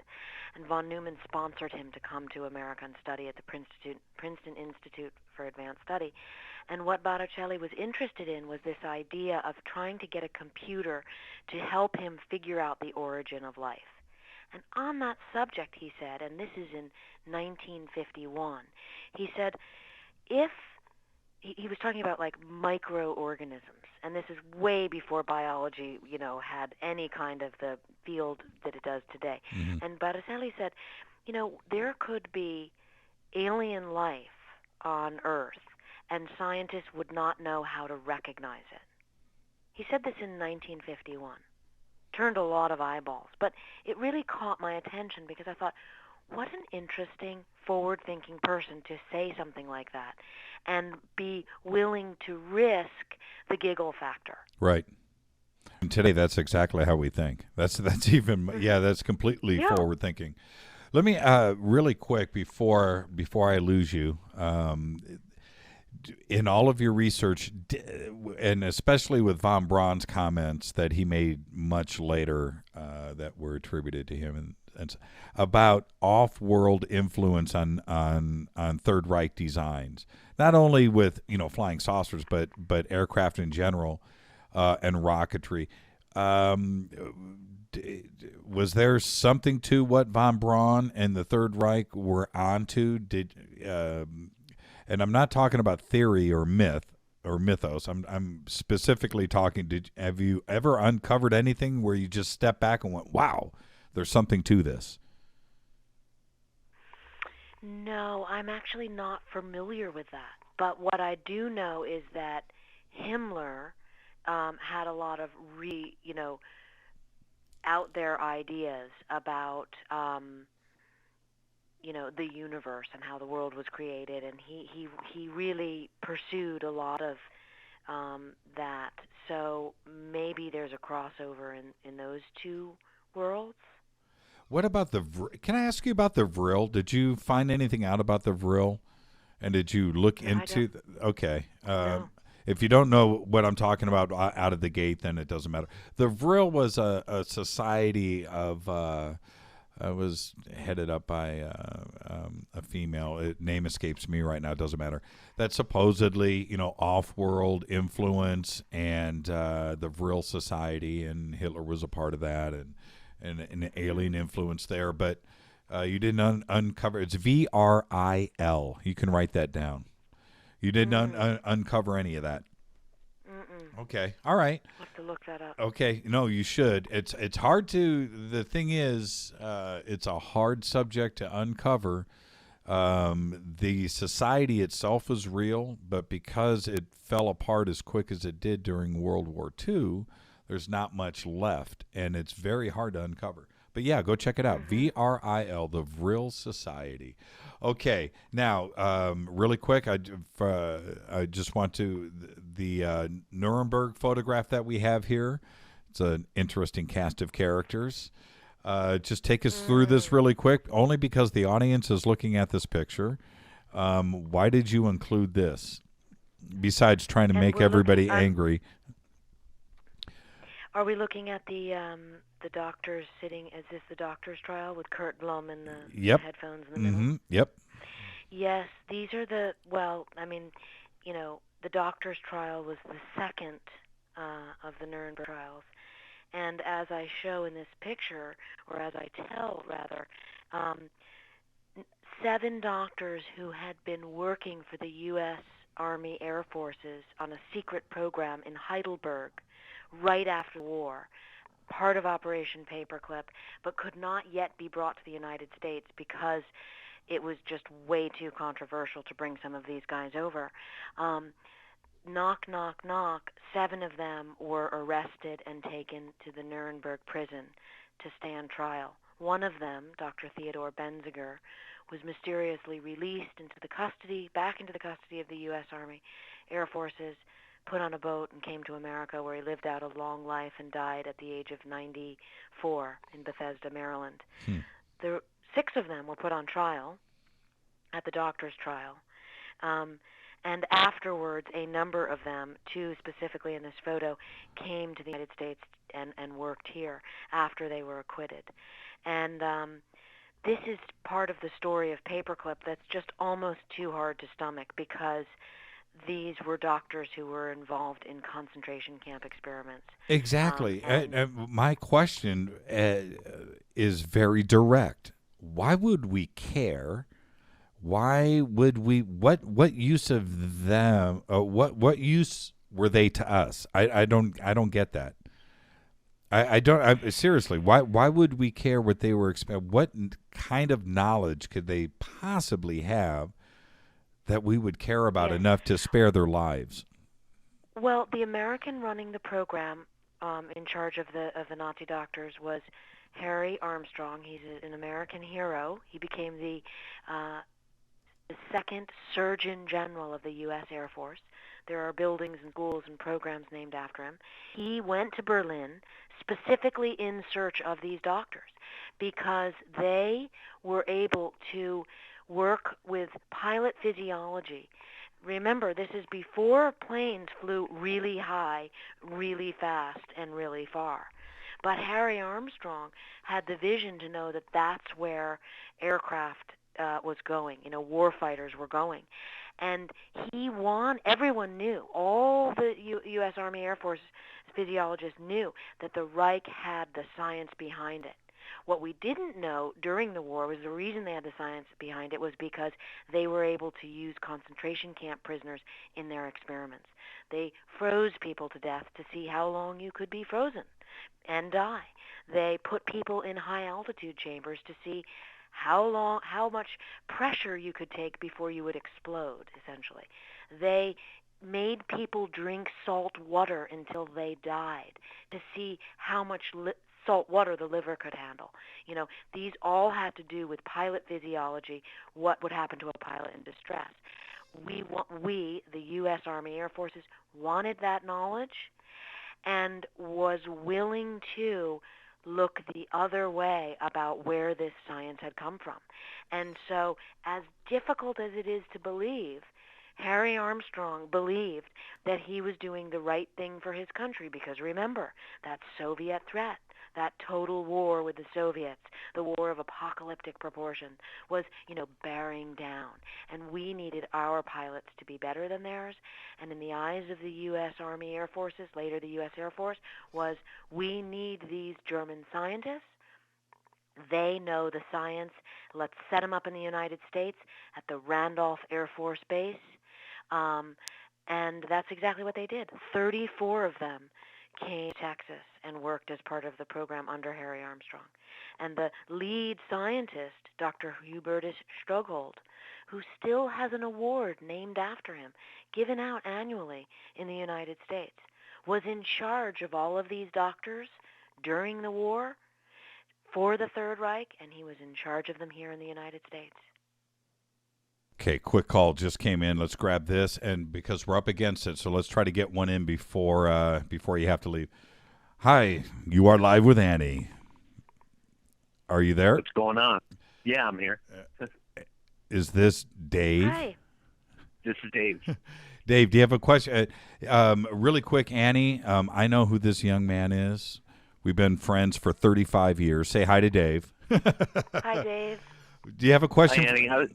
Yeah, go ahead. I was just checking out the show for a little bit about 10 minutes ago. Very interesting. Anyways, I accidentally was trying to Skype into your show tonight. So it's okay. Dave, do you have a quick question before Annie has to leave us and depart? Not on the top of my head. Oh, you're just calling to say hi. Okay. Say hi. That's great. I love that. Thank you. Hello. All right. Hey, Dave. I'm out in Vegas. I'm with Joe. We're working on my CD right now. So, anyways, okay. Just want to say hi. Hey, say hi to Joe for me. Call me back in 15 minutes, and we'll have a real conversation. Annie's got to get off the line here, and I've got some other questions for her really quick. But tell Joe I said hi, and the world is listening now, going, Jimmy has lost control of his show. Hey, call me in. Call me in 15 minutes, Dave. On the other line, right? No. We're live on the air, brother. Call me in 15 minutes on the studio line, and we'll talk. Okay. Bye. You got it. Thanks. Bye. Bye. Literally, Annie, friend of mine for 35 years. Okay, now I've got a couple of other emails that came in, so I want to just run these past you really quick. Something doesn't add up. First, the opposition wants to send fear to the American citizens by faking young people to look like aliens and then give away the fake technology of an alien aircraft. Sorry, but that just doesn't work for me. I would crash the alien smack bang in the middle of a town or city. Okay, all right. Well, those are obvious questions, so I'll let you, I could almost answer. I'll let you go first. That's a great question, and it's a question that has come up often, which is why crash something in the middle of nowhere?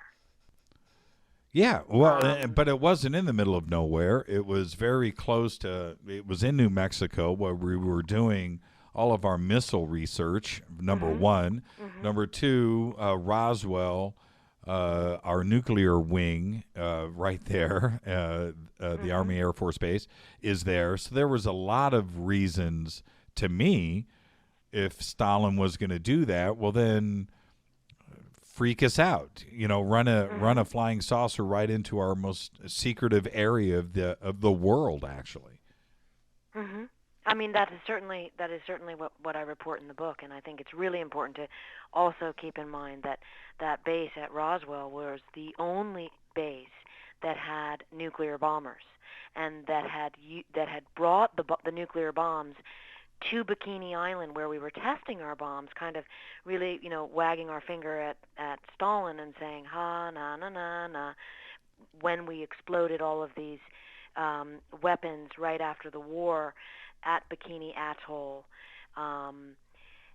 Those bombs were kept at Roswell and then flown on the bombers over there. So Roswell was an important place. Now, and the other thing, the idea of the enemy giving away alien high tech.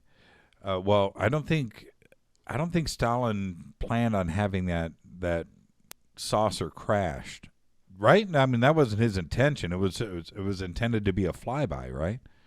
To freak us out.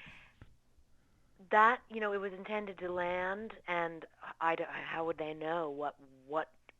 I don't think it was supposed to crash. I think it was supposed to land and come out and leave. I don't know. I would be speculating, but I agree too. That is, look, none of us are perfect, and there are things that keep us up at night, and those two elements. Also, what exactly is that technology, and where is that now? And the only thing my source would say about that was that's classified, which is either totally true or a convenient, I don't want to comment. Or disinformation in general. Again, and that was from JC up in Washington. And then, good question. Yes, and here's another one, and I was trying to get to this earlier, but this comes in from Eugene. He says, ask her about Operation High Jump. Ooh, Operation High Jump. I don't know. We have to ask Eugene about Operation High Jump. There you go, Eugene. Stump the panel is what that was. All right. Well, hey, listen, Annie, thank you. And what you need to do is, well, you're going to come back after the series starts. Well, hopefully that's sooner than later. But you have to come back and actually spend some real time with us. I would like another half hour with you tonight. You gave me a drop deadline of 9, and we're past that. It's up to you. If you want to stick around for another 15 minutes, that would be great. If not, we could say goodnight. It's up to you. What would you like to do? I can stick around for another 15 minutes. All right, then. Let's take a quick break. Let's take 2 minutes. Go get a quick drink, and I'll see you back here in 2 minutes.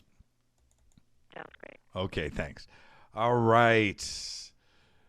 Fade to black. And where's the music? The music is not rolling. Oh, there it is. Keep the emails coming. Don't touch that mouse. I'll be back right after this.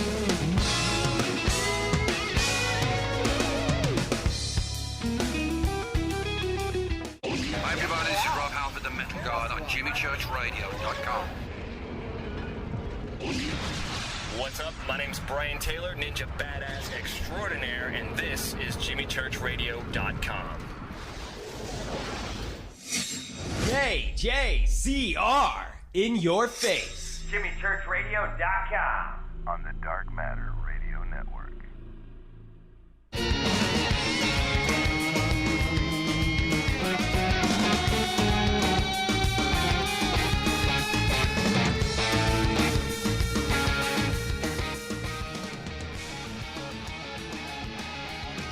All right, everybody, welcome back. Fade to Black, KJCR, Dark Matter Radio Network. We are having a really cool Friday. Got Annie Jacobson with us.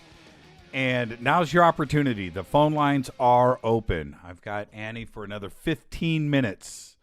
323-825-5045. What I would like to do is, Annie, are you with us? Yes, I am. Okay, is what I wanted to do. You've got a cast of characters. I went through everybody that is involved with Area 51. And I went through, I just could not believe. How many people did you interview for the book? I'm looking at pages. 75 of them were, tied to Area 51, but there was others who, helped me out on background and science and whatnot. I'm not familiar with some I am.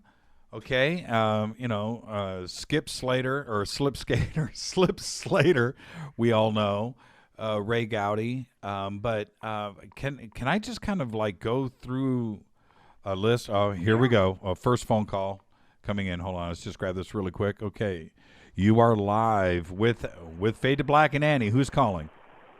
This is Billy. I'm sorry for the poor audio. I just wanted to correct you really quickly. You called it the Real Society.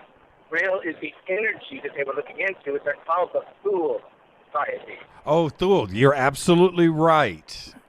Right on, brother. Keep it up. It sounds great. Awesome show. Later. I really appreciate it. I love this. It's like you've got built-in fact checkers. Yes. Well, awesome. Well, the thing is, which I love about this show, and it's the truth, is the audience, they understand what I'm about, but it's about learning, and they are very, very smart. And I will go through a show. I don't pretend to know everything. I don't. I'm all about sharing. But at the end of the night, the emails start flying in.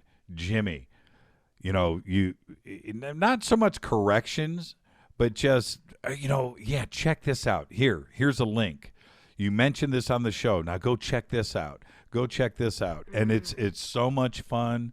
And there you go. So what he was referring to, Vril was the energy, and Thule, and he's right. It's I believe it's THOULE was the society. So, but there it is, Vril and Thule. Go check it out. It's it's kind of like it's a rabbit hole. Annie, you're going to open this up and you're going to get sucked in. So I'm just warning you now. Good. The Vril Society and Thule, yeah, it is, and the thing is, it's real. There is a movie called, you know what? I will email you. There's a movie that's out that actually covers this, and it came out. It was a feature film that just didn't hit wide release, but and I have the DVD here, and before I forget or waste valuable time trying to remember the title of the movie, I will get it to you, and it also covers all of this. It's I think Mark Wahlberg is, or anyway, it doesn't matter. I'll get that to you. So let's go through this. Who was Colonel Leghorn? Oh my goodness, Colonel Leghorn was so amazing to interview. He was this famous reconnaissance pilot during the war. He flew over the beaches at Normandy before the invasion, like in the earliest hours of the invasion, to take pictures and send them back. So, he was a famous character at the end of the war, and then he was hired by to photograph those bombs I was talking about, the atomic test at Bikini Atoll, and he was so amazing. He's still alive, and he's really old now, but when I was interviewing him, he went up to his attic and got photographs out of the attic, and I have one in the book that show, you can see the tip of the wing of his aircraft and the nuclear bombs being set off in Bikini in the background. But he also really sort of is the father of reconnaissance aircraft, in a sense that he pitched this idea to the Air Force right after the tests, after he saw these nuclear weapons go off in the Pacific, and said, oh my God, we cannot have a nuclear war.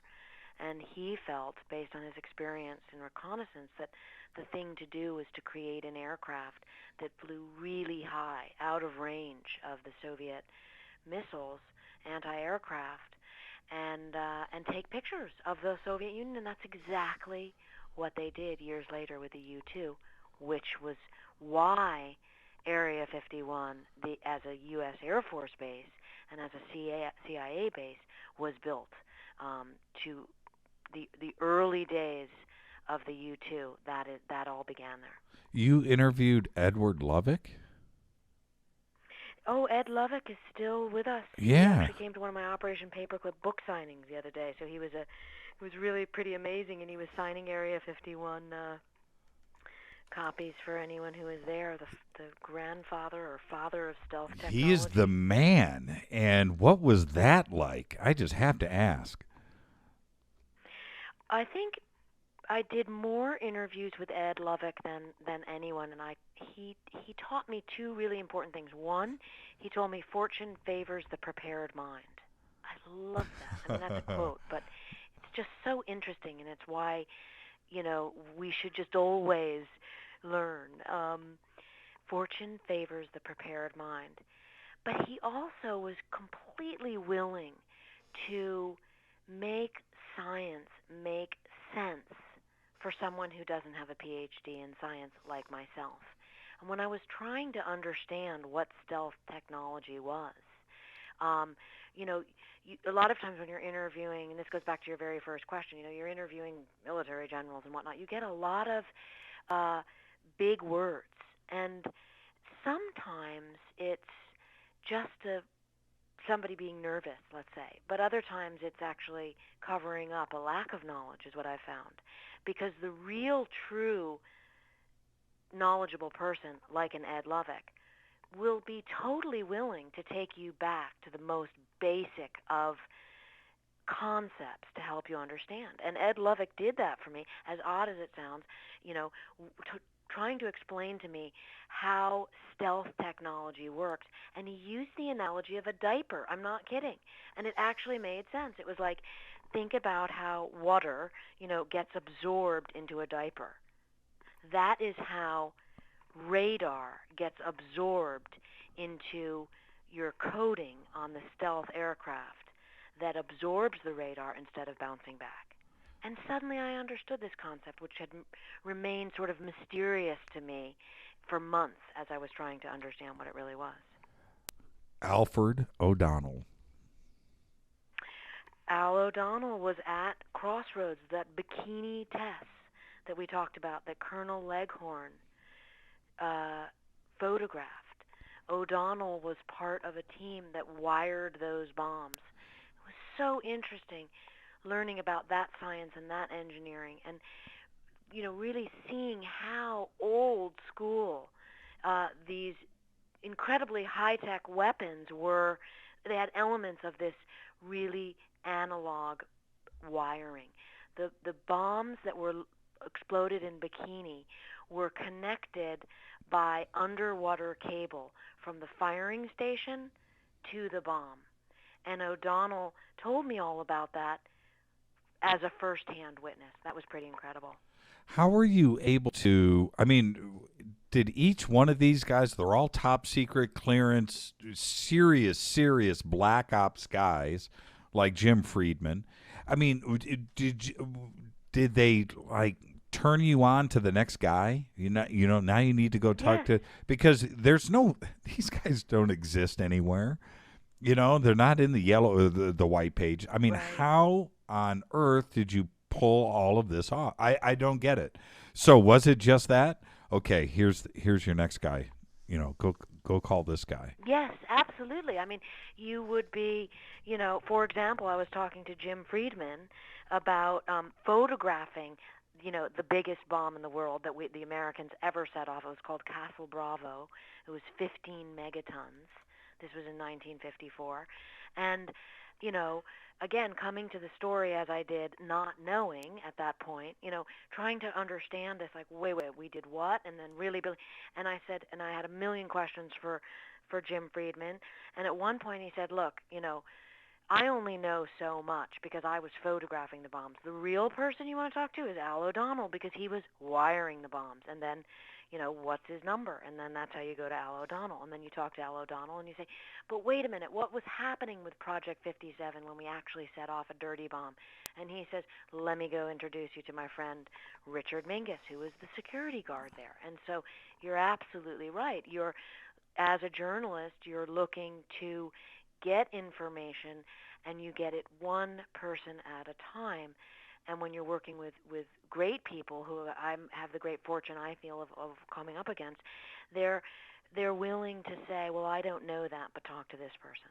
Now, Mingus, and correct me if I'm wrong, but he was head of security for a long time, and at Area 51, he was the guy. And with that type of security clearance, okay, I just have to ask, and I hope you did this for me. Is he forthcoming with information? And did you cross the line and go, okay, check this out, Richard? Flying saucers or not? Aliens there or not? What do you know? And next, I have to ask, did you ever confront anybody about Bob Lazar? Did his name ever come up? Oh, I talked to, I write about Bob Lazar in the book, and I talk to, I don't, unless, when someone says to me, look, I'll talk to you, but this is an area you can't talk to me about, then that's fair. That's just like, that sounds exactly like you want to honor that contract, so to speak. Of course. Very rarely do people do that with me. Bud Whelan did that because he obviously had CIA obligations. Somebody like Richard Mingus. So in other words, but in general, I feel that unless someone says this area is off subject, then I'm going to ask whatever I want. And of course, Bob Lazar came up because, he's part of the Area 51 story. But Richard Mingus, you asked about his, did I ask him certain things? I mean, Richard Mingus is incredible, and you can go meet him, by the way, at the Atomic Testing Museum in Las Vegas. He's the security guard there. And whenever I'm in Vegas, I always have lunch with Richard, one of my favorite people. He loves the fact that people come from all over the world with their, Area 51 book under their arm and seek him out at that museum and say, will you sign my book? Of course. It's great. It's just a wonderful thing. But Richard is is a man of honor. And there were many times when he would tell me stories and say, and then I walked up to the hangar and I had to clear it, and I saw what was inside and I closed the door. And I would say, well, Richard, tell me what was inside. And he'd said, I can't tell you. Did he ever? Okay, well, you have your agreement with him, so you don't have to say what he said. But did he tell you anything? Is there anything that you can't share? No, I mean. Did he confide in you? You can go into the. I mean, you can go to the Atomic Museum and ask Richard the same question, and he'll tell you. He's a real straight shooter, and he honors his. Everybody in the book honors their commitment to keeping classified information classified. And it's something that you come up against all the time, I think, as a journalist. And that's really something that is very serious because of the Espionage Act. And it's a real conundrum. What did you find out about Bob Lazar? I write about him in the book. I mean, he's fascinating to me because I spoke to him. I mean, actually, I corresponded with him in email. Yeah, I do too.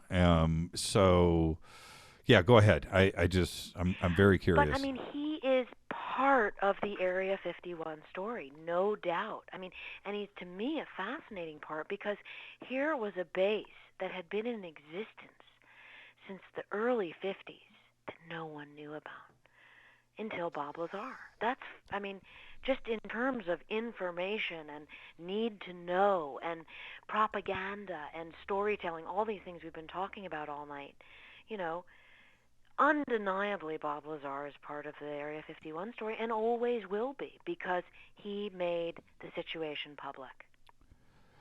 Did anybody confirm with you, with all of your interviews as Bob Lazar came up, did anybody else know him? Yes, I mean, yes, and I think that's that's part of the interesting story. I mean, I really related to, I found it fascinating with Bob Lazar's background. I mean, I think George Knapp did some incredible reporting in there, and the way in which he was handled and maligned. I mean, that stuff is all super interesting to me. How I think whoever that may be, that sort of mysterious powers that may be, can get a hold of a story and really twist it and present it. I mean, that's what I felt, because I felt like,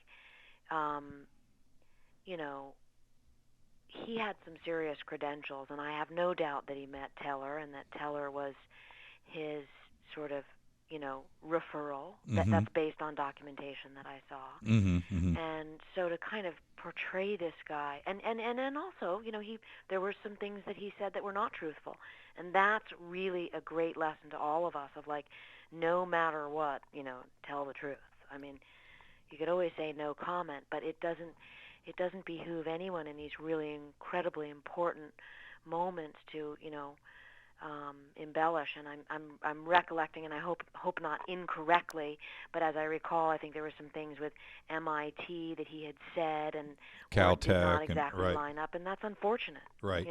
Well, the thing with Bob. Okay. Well, before I make my comments, did you have anybody that, when Bob came up, that didn't anything negative is what I want to say. It doesn't, I want people to read the book, and I know that your comments are in the book, but what I'm getting at is this: did anybody deny his story, or did anybody say that they didn't know him, or that Bob Lazar was full of crap?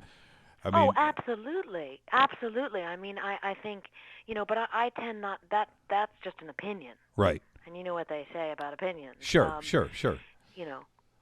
So I think you kind of feel that out, and you get the lay of the land, and you have to be able to differentiate as a journalist between what's opinion and what's gossip and what might be important to inform the story. And I always try to refrain from the two former things, Well, with the thing is with Bob, when you go and you appear on radio, you appear on the news with George Knapp. You are now working with an investigative journalist of high respect, and I'm talking about Mr. Knapp, and I respect a lot. And you start to, once you open up that door and you make claims of MIT or Caltech, or being a physicist, or working at Los Alamos and Edward Teller, and you're dropping all of this stuff, you know you're going to get vetted, and they're going to find out. And there's just no way that you can just run off at the mouth like that and create a bunch of stuff, because if it all comes out to be untrue, then you're a fraud.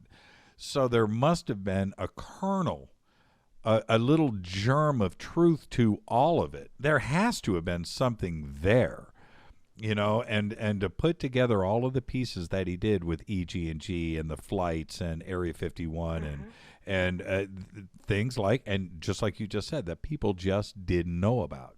We didn't know about it. And I was fascinated and into the subject in the 80s. And I remember when Bob's story first broke, and I was like, wow, there's a secret base? And I thought that I knew a lot about the subject. So that part of it, you're absolutely right. And then there's the other part for Bob that maybe, just maybe, if it is all true, maybe they did erase a bunch of stuff. I don't know. Maybe they did get rid of his education history and everything at MIT. I would like the name of his professors. I would like the name of a couple of schoolmates or something for somebody to step forward and back him up on his story. But then again, it's everything else. You got to take Bob in its totality. And for him to talk about element 115, and then suddenly there is an element 115 a few years later, you got to think about a lot of that stuff where it doesn't come from an uneducated mind. I agree with you, but again, that goes back to this idea, I think, of the flexible mind, And so, what's interesting is once people have a very serious horse in the race and they decide, absolutely, it's this way, I think that the ego gets involved, and it's hard to back off of that, and that's why, I believe it's better to sort of be able to hold ideas, the people that decided the world was rigid, really held on to those ideas for a long time, and they wrote papers saying, this idea of plate tectonics is hogwash, and they really hung on to it. They had a horse in the race, and ultimately it was a horse they had to let go of. But time reveals things, and I think that if you love your subject enough, you stick around with it for a while, more gets revealed. Well, this is the other thing, and I'm not in any way making light of anything with Bob Lazar, but if you're going to straight face into the camera for 30 minutes and go off on a subject like he does and doesn't break out in laughter because it's all BS and it's just a crazy story, then he's either the best actor that ever was or he's telling the truth. There's not a gray area there when it comes to Bob Lazar. And I spent, and I'm sure you did the same thing in your research, I spent a lot of time watching all of his video, listening to all of his interviews. And I got to say, he never fell off the path, and he kept it together. And I'm in Bob's corner, and I've told him that, and he's cool. Will he be on this show? I don't want to talk about that because I don't want any other networks to listen to what I'm doing, and then turn around and go and do stuff. But I've invited him on the show, and I think he's going to be here very soon. He doesn't want to talk about the past, though. I think the story of Area 51 only will get more interesting.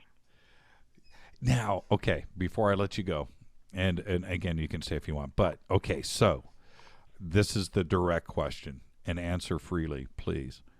Is there an alien influence going on out there? Off-world? What do you a yes or a no?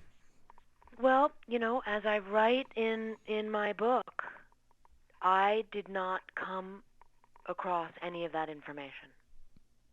I came across a lot of underground situations that raise a lot of questions, but I did not come across an alien presence. Has anybody ever whispered to you off the record that you're on to something, or that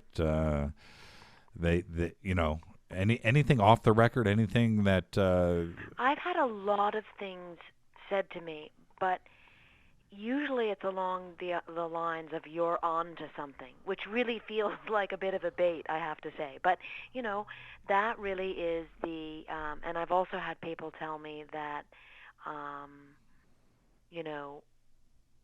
many people in the government had to agree after the book was published not to comment on it. What are you doing tomorrow night? You're in a panel? I'm at the Los Angeles Times Festival of Books. It's during the day, and if anyone's in LA, they should come on down because it's just it's the largest book festival in the country.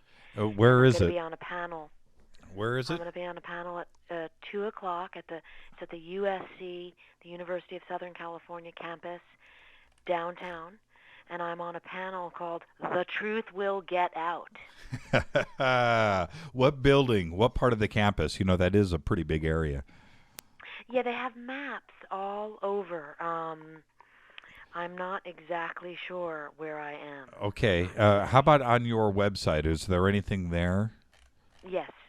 Okay. At AnnieJacobson.com. And that is all linked up, obviously, on JimmyChurchRadio.com. And I'm just wondering, what time are you doing it tomorrow? 2:00. 2:00. I'm wondering if I can drag the staff and maybe we'll go down there tomorrow and crash the party. Sounds like. Oh wow! Actually, you'll be full of questions. It actually sounds like fun. Who else is on the panel with you? Walter Kern, who has a bestseller out right now called Blood Will Out. There is an author named Scott Johnson who wrote a book about himself and his CIA father, and that is called The Hawk and the Watchman, I believe. And Deanne Stillman, who writes about murder in the desert. And I'm seeing now that we're actually at 2 p.m. Saturday at Taper Hall. Taper Hall. Okay, very good. Now that's easy for everybody. All right, maybe I'll see you tomorrow. And I again thank you, and I can't wait till you're back on the show again. And hopefully it'll be before the series starts. And again, I had a wonderful time, and thank you for coming on. Thank you so much for having me and for all the interesting questions. You're the best, Annie. I really appreciate it. Annie Jacobson, everybody. You have a good weekend, and maybe we'll see you tomorrow night. Bye-bye. Bye-bye. Fade to Black. JimmyChurchRadio.com on the Dark Matter Radio Network. Going to take a quick break. Thank you, Annie. That was unbelievable. Going to take a quick break. Emails, keep them coming. Jimmy at JimmyChurchRadio.com. Twitter at JChurchRadio. And I'll be back right after this. Friday night, Fade to Black.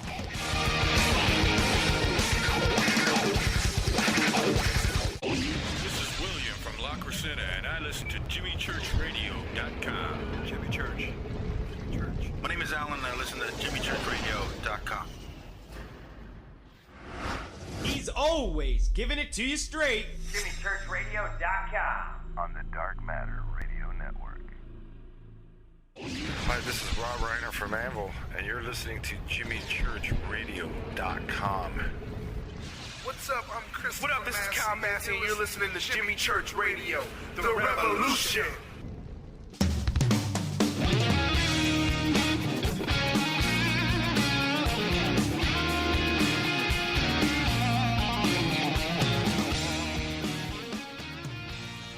All right. Yeah. Friday night, Fade to Black. That's what I'm talking about. Dark Matter Radio Network. I'm your host, Jimmy Church. Keep the emails coming. Got this one that just came in from Brad. Says, hi, Jimmy. Great show as always. You like to hold over guests, so we decided to hold you over for a few more hours. We can't take George Snorri tonight. So, Keith, that means we're going to bump Michio Kaku. Who's after that? Oh, Brian Alvarez. Brian would absolutely shoot me. Shoot you first. Brad, I wish we could. It's nothing better than a dark studio on a Friday night, and I'm telling you what. Let's see. Okay, let me see here. A couple more emails. Let's see. All right.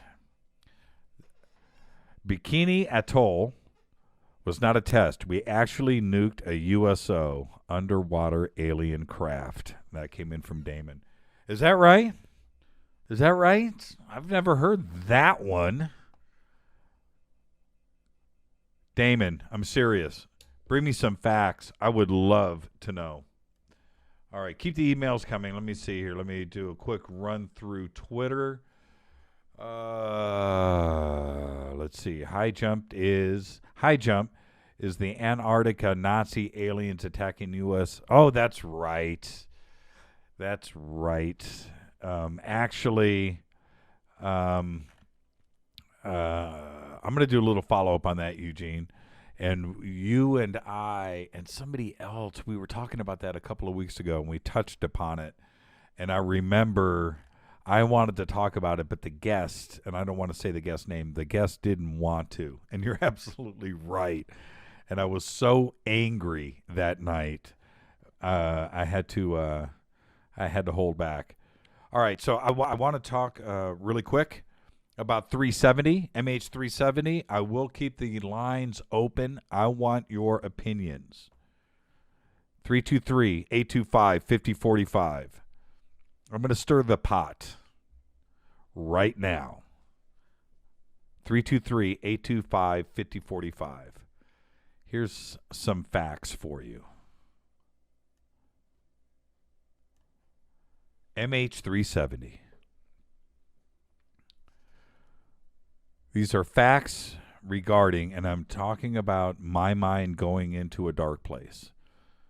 And a lot of this, this was compiled, and the people that emailed this stuff to me, you know who you are, and I'm going to go through it. And this is where I think things are headed. And watch. This is how my life works. I'm going to go through all of these facts, and I'm going to go down this list, and I am going to get irritated, and I'm going to get mad and angry, just like you are, which is fine. That's why I'm going to read this stuff. But then the opposite will turn out to be true. Okay? That's the way it works. But if I don't read this, and if I don't get angry, and if you don't get angry, then the opposite of that turns out to be the truth. And that's the way life works. So you know what? I'm going to read this, and I'm going to talk, and I want your opinions. Unreported facts regarding flight MH370 and the United States military base Diego Garcia. Diego Garcia is a military island base in the Indian Ocean. Diego Garcia has never been mentioned to the public. And it's not, by the way. And it's huge, by the way. Diego Garcia has a fully operational runway and airport. Oh, yes, it does. It is humongo. You can find it on a map. You can Google Earth it. Diego Garcia is in between India and Australia. It's right there, right in the middle.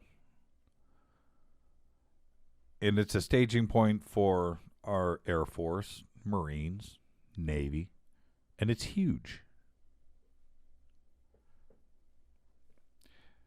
Diego Garcia is 2,142 miles from Kuala Lumpur.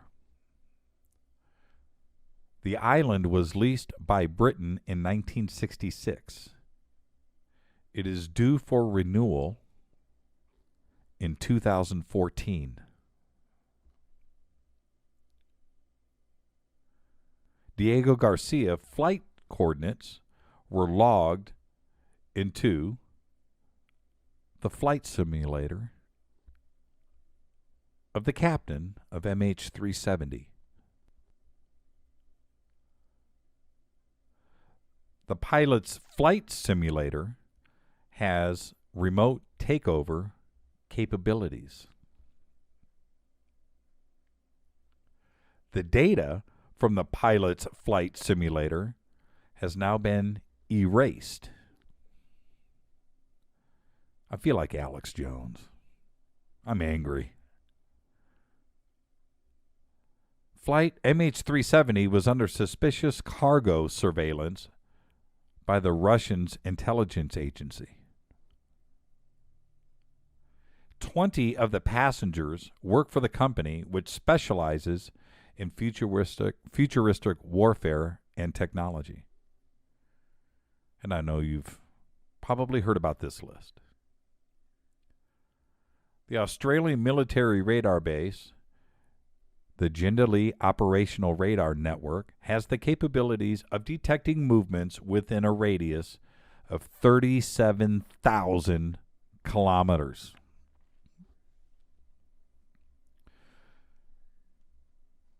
That fact alone, you know and I know,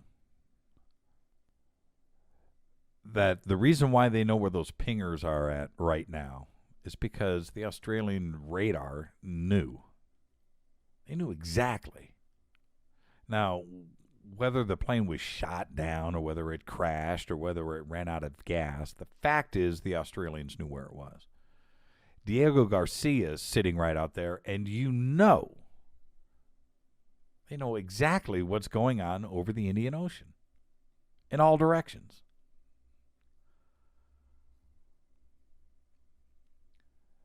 The Malaysian authorities have pleaded with the U.S. and Australia to release to them information from their top-secret radar bases in Australia. Of course.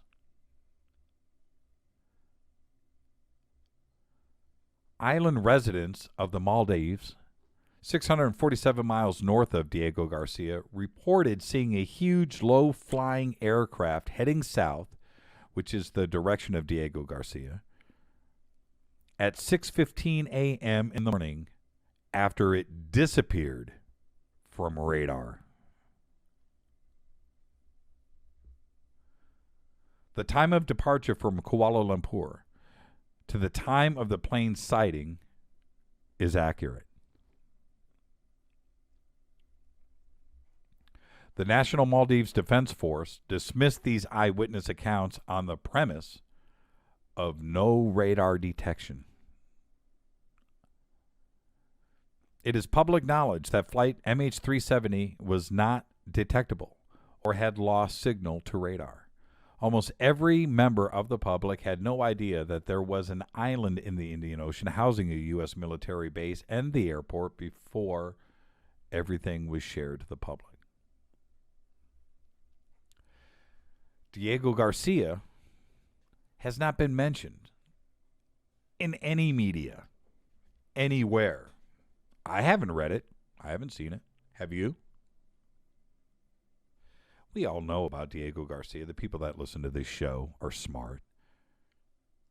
We've known about Diego Garcia for a long time. How can it be removed from any conversation anywhere? I ask you that. I don't know. I'm going dark, and I don't want to go dark. And that's why I'm reading this. Because if I read this and I just get this out there, then the opposite will be true. And I look like a schmuck. And then I feel better. But if this doesn't get read, then it does go dark. And my mind goes dark. And that's the way I cleanse the soul. And I need you to think about that.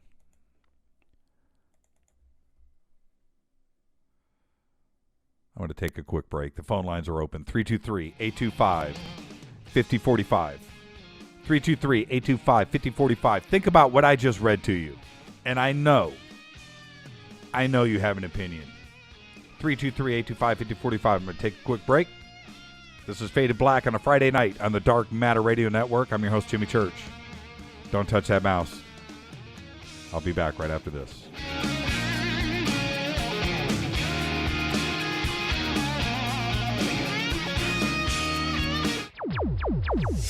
Despite popular opinion, reading a book will not make you smarter. But listening to Jimmy Church will. On the Dark Matter Radio Network.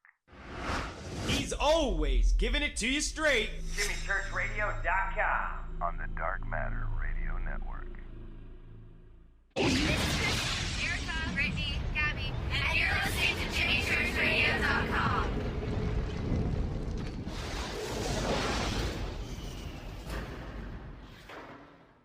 This is KJCR at JimmyChurchRadio.com. On the Dark Matter Radio Network.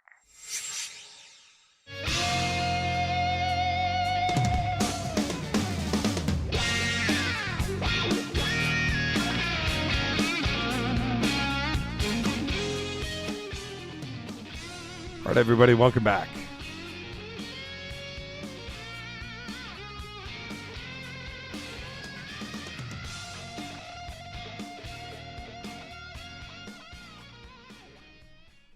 I got this email. I'm not going to say the person's name, but I got this email earlier today. And I came across your radio show, blah, blah, blah. I've heard... you know what? I don't want to get into all of that. You're filling in for Art. Great. I had to listen. I've started listening to your show now. I've listened to every show since the first one. Well, Jimmy, I must say it's great. Okay. All right. Great. Awesome shows, dude. The guests are stellar, and the questions you ask are 90% on of the time are the ones I would have asked anybody in my living room. Perhaps that is because, ironically, many of the things you have mentioned make me think you are much the same as myself, even down to loving Clive Cussler. Okay, I've got a call coming in. I'm going to finish this email after this.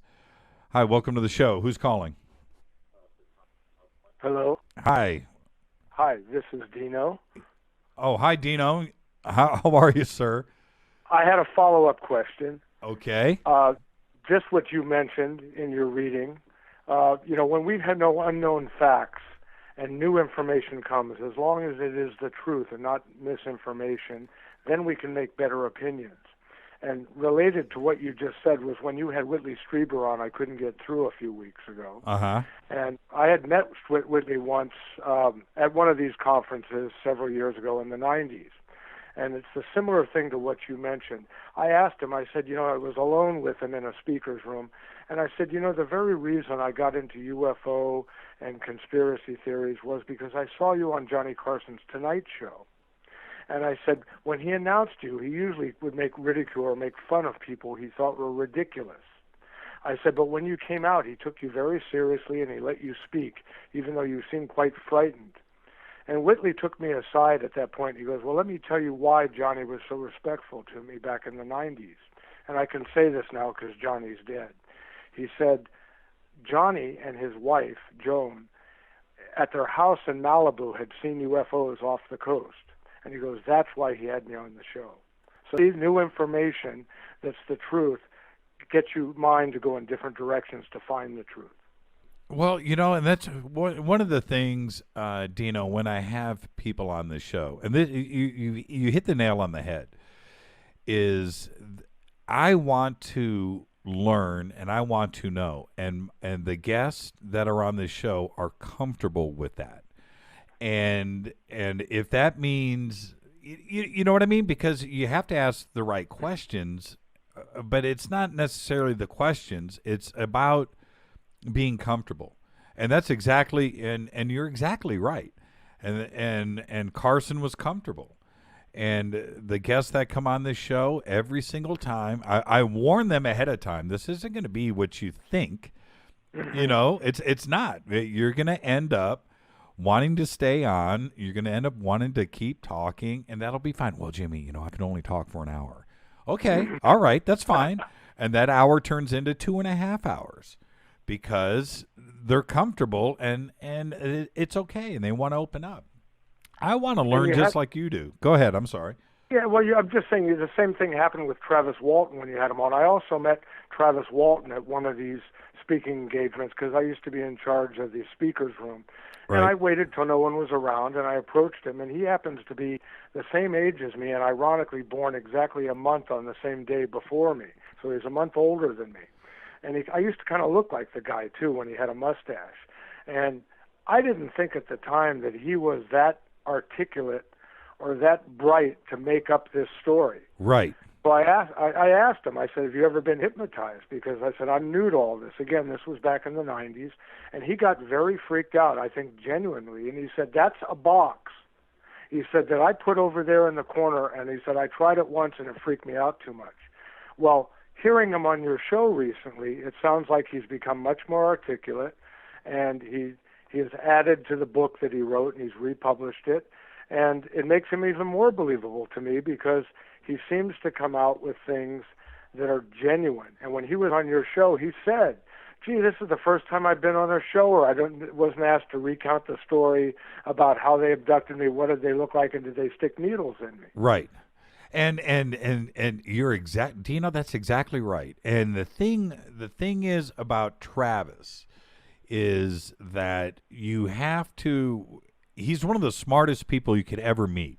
He's and you hit the nail on the head, articulate. You wouldn't think that, a lumberjack, from northern Arizona carries himself like that. He's a very smart gentleman, and he has been under the microscope for so long and has been asked and drilled for so long that he's protective.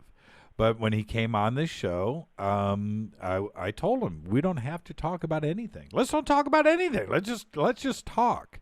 And he had told me, nobody's ever treated me like that. And I totally appreciated him coming on and saying those things that he did for me.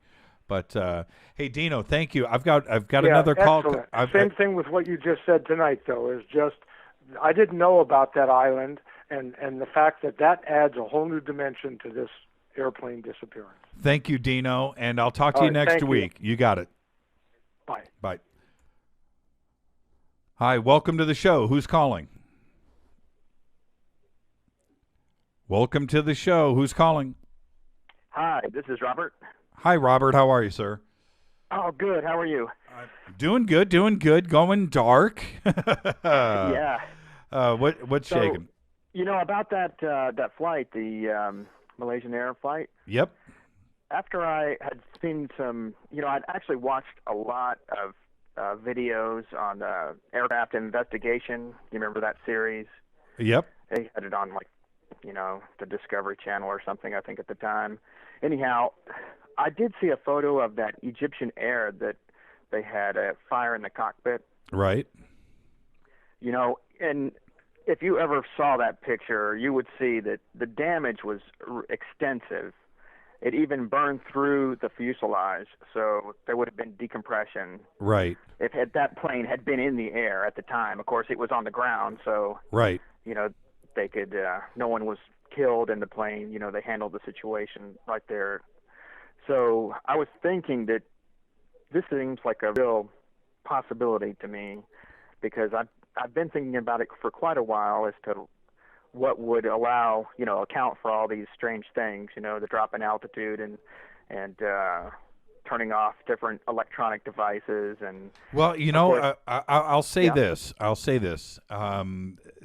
You bring up a really good point, and there was a flight, and I believe it was in the Northeast, and it was coming into, I want to say, it was just took off from, it was landing in Canada, or it was just took off from Canada. I think it was Swiss Air, and they had the fire in the cockpit, and they had to fly out over the water and dump their fuel before they came back and tried to make a landing. Because when you take off and you're full of fuel, that's one thing, but when you land with full tanks, it's a lot of weight on the plane. Not only that, so the runway's not long enough. That's the first thing. Second, you have a big explosion potentially.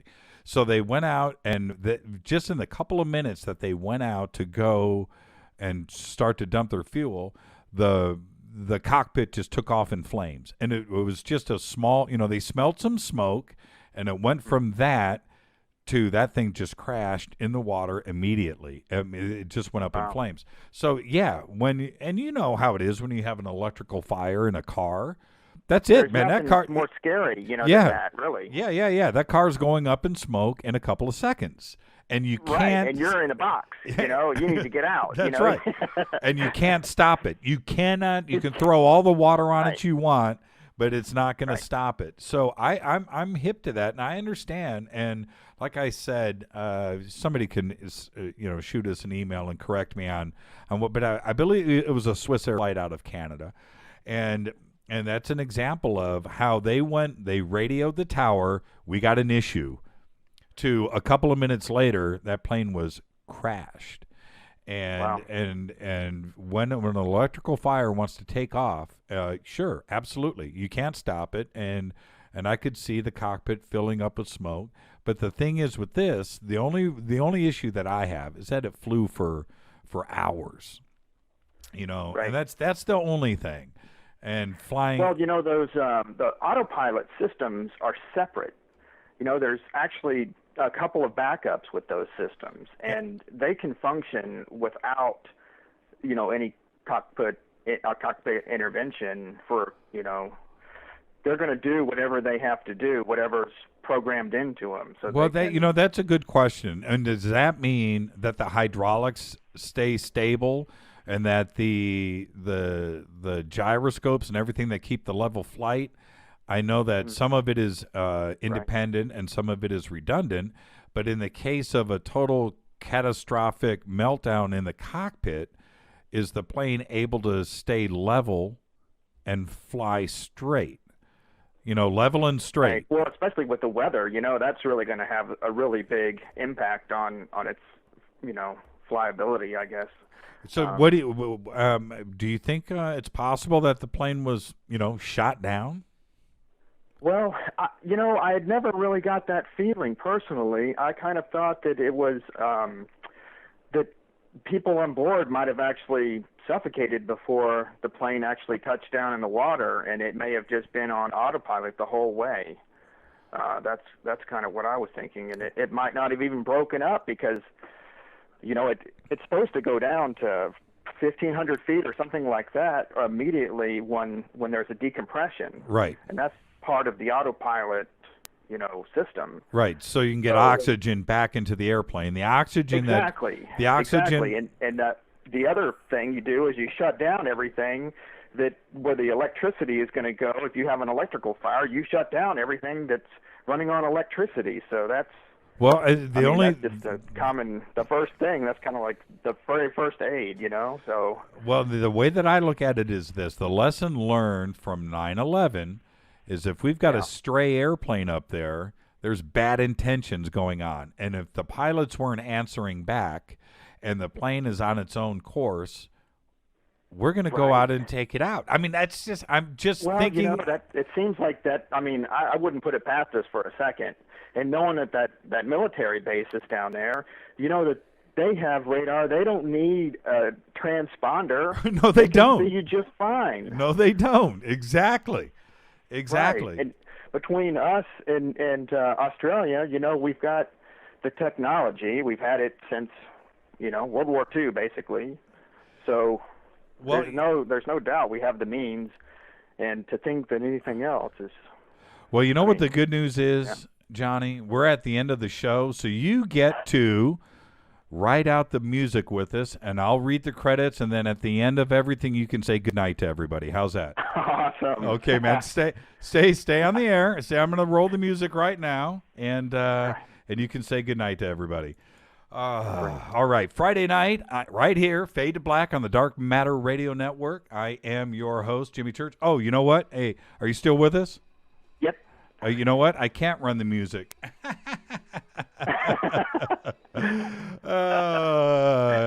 All right. Hey, Johnny, thank you very much. And thank you. Good night. And have a good everybody. Yeah, good night, and have a good weekend. Yeah, all right. You too. Bye-bye.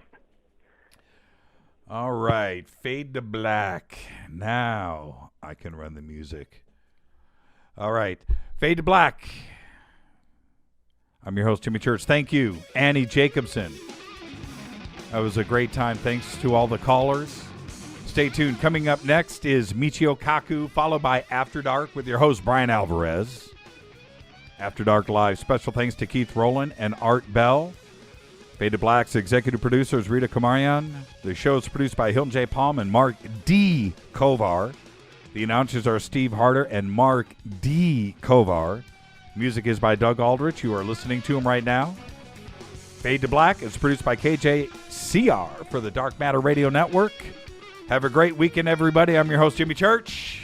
We'll see you next Wednesday. Good night, everybody. Wow.